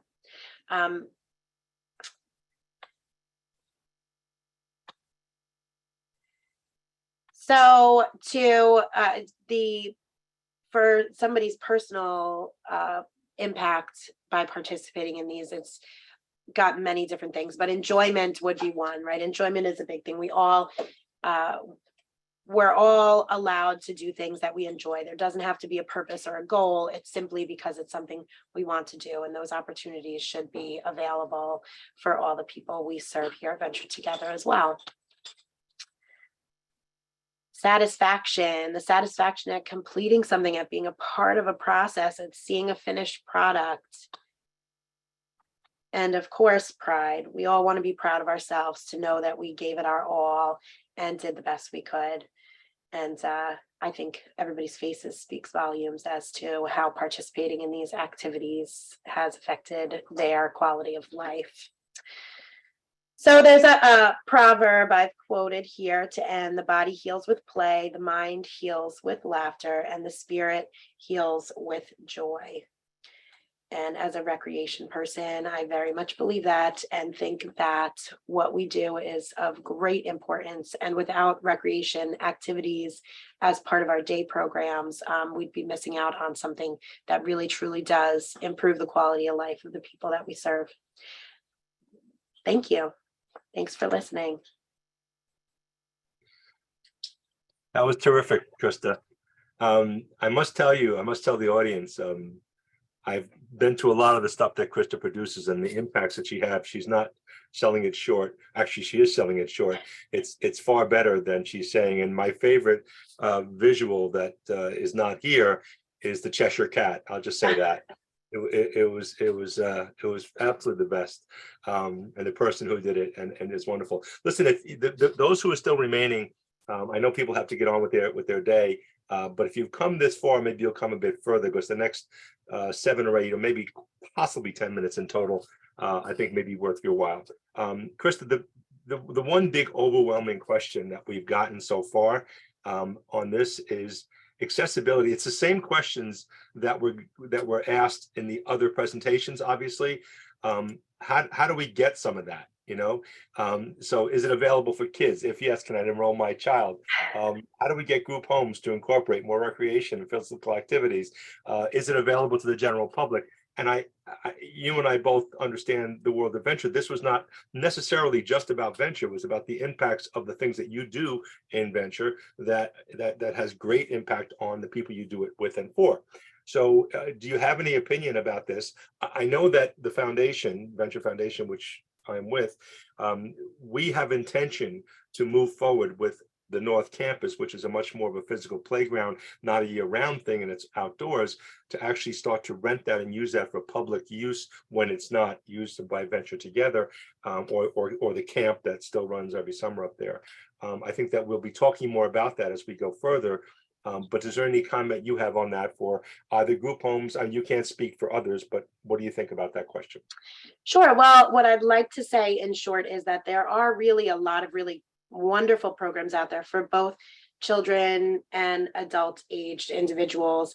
And my email address will be shared. And if you're really looking for some resources, please feel free to reach out. I'm happy to share any contact information I can to get you in the right direction to finding resources for your children or the people that you serve. And as far as residential programs go, there's a lot of things that can be done. The consistency, which was part of the question, is definitely the key. Again, the programs are out there. Please feel free to reach out to me and I'll get you the resources. Did you have, I'm last one, I'm assuming that you must have done a lot of this internal work because of COVID over the last 2 years or so. I'm assuming that you have data that you've compiled or things you've found that do fit these kinds of needs. Yeah, well, we were in an ever-changing world. If you were here a couple of years ago, we presented on our virtual program or our semi-virtual program. So we've built up a big list of resources. And since things are going back to being in person, we're really trying to focus on getting our folks together again and socializing. So again, please, I just implore you, if you're looking, reach out to me. I'm always happy to connect people together so that more folks can get to use the resources that are out there. Terrific. Thank you very much, Christy. You have a wonderful day, and we'll make sure we post your information on the website that people can ask you for some of the lists and some of the ideas that you've come up with. Last part of this is going to be a little personal for me with Venture Foundation. I founded Buddy Ball Sports about 20 years ago when I was with Orangetown Mighty Midget Soccer, or OMM Soccer. And the reason we did it was because there were people asking the same questions we're being asked today. How do we, when can we, where can we get involved with our child who's in an IDD, or whether it was a specifically IDD or whether it was a disability of any kind, where do we get to do this? And there are things out there like Touching Bases and Challenger Little League that addressed only baseball. So we started a thing that addressed soccer, which migrated into basketball and tennis and track and field and so on. That got me very interested, and I spent a lot of time before I moved over to Venture. And so we want to show you what we just did. The foundation in association or coordination with the owner of the land, which is Venture Together, have restructured the North Campus, which was a camp. Just like Juanio was a camp and others were camps originally, Venture originally was a camp as well. And we're going to show you a little bit more of the reason behind it. But I think you'll start to see some of the people that are impacted or can be impacted. And this environment that we've created is up in Stony Point, and it is not a public site. But we do lease it, rent it, we do things for it. We are talking with Venture Together about putting on some kind of consistent thing that doesn't impact the world that they use, the times that they use it for. So please listen to the video, watch the video. I think you'll smile. If nothing else, you'll smile, I think. And it's only 5 minutes long, and then we'll wrap up and we'll be gone. So please have a good experience with this.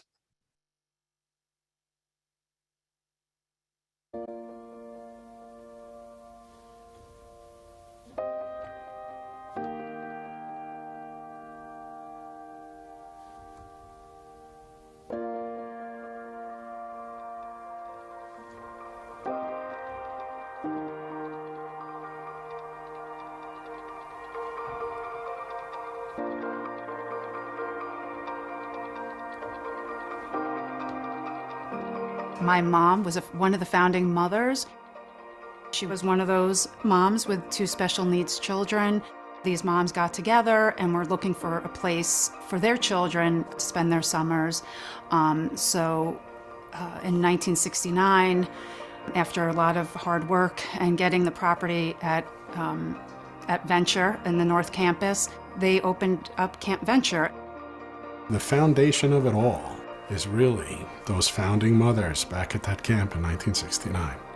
They were a disparate group of ladies from Rockland County, and they were the women, I'm talking the moms. They all had a profound love for their developmentally disabled child. And that is the foundation that this whole organization is built upon. The Venture Foundation is a support agency. So our mission is there are things that the government will not fund. So we will attempt to raise money, to create programs, to provide money that gives the clients things that they would not ordinarily get.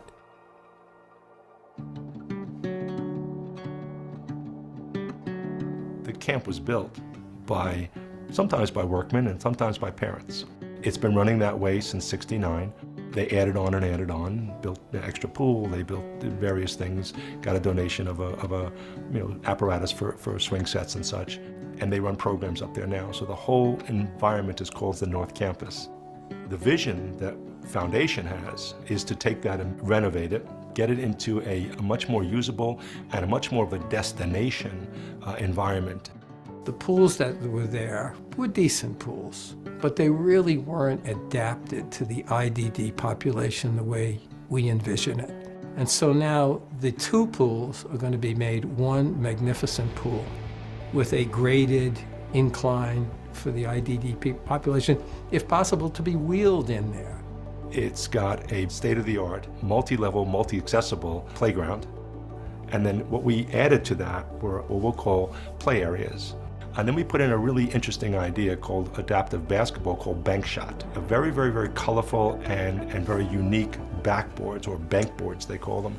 We've got an area that has got outdoor games, so Connect Four, but these are gigantic Connect Four. We're also building a wiffle ball field. Development, revitalization is it's in phases. And so this is a major portion of phase 1. Phase 2 would be a 2.5-mile adaptive walking trail, which would be really a culmination of a final touch on the camp. It'll be a great therapeutic place for the clients to go.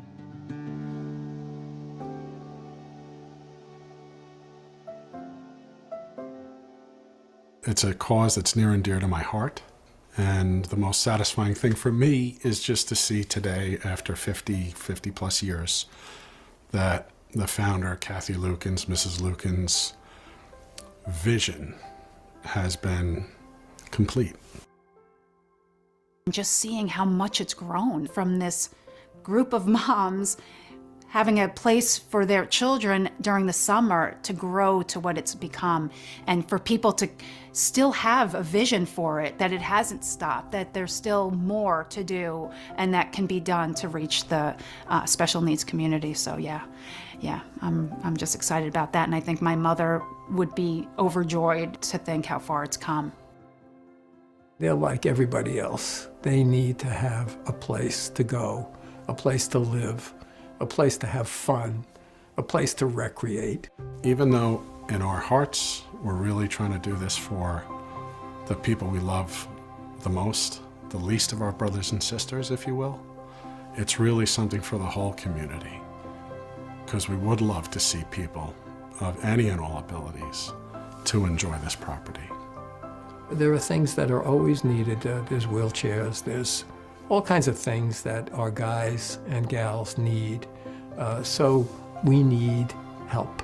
So when you look at what you would do with your donation dollars, whether it's a grant, whether it's a private donor, whether it's a family donor from Venture, whether it's an event that we run that the funds from it, the funds that we generate in the next 18 months to 2 years are going to go to pay down what it costs to redevelop this environment into a destination for the entire community. We need the money. I mean, it's like so many not-for-profit agencies.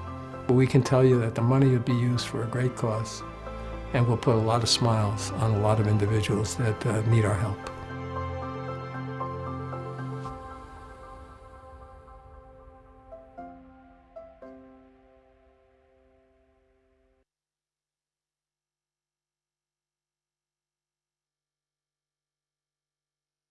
So those of you who stuck around, thank you so much. We hope you enjoyed that. It blended a lot of things, as you can see, into the vision of how we can help this constituency in not just Rockland County, but certainly in Rockland County. As I said to you, this is put on by the Venture Foundation with the coordination of the Rockland Autism Symposium company and board. We are happy to do this every year, and we hope you enjoyed it. We will post, as I said, all of the information that the presentations themselves. We'll put up questions to the Q&As, the answers to the Q&As, and we'll provide you with contact information for all the people who presented today. So thank you so much. You all have a good day and be safe.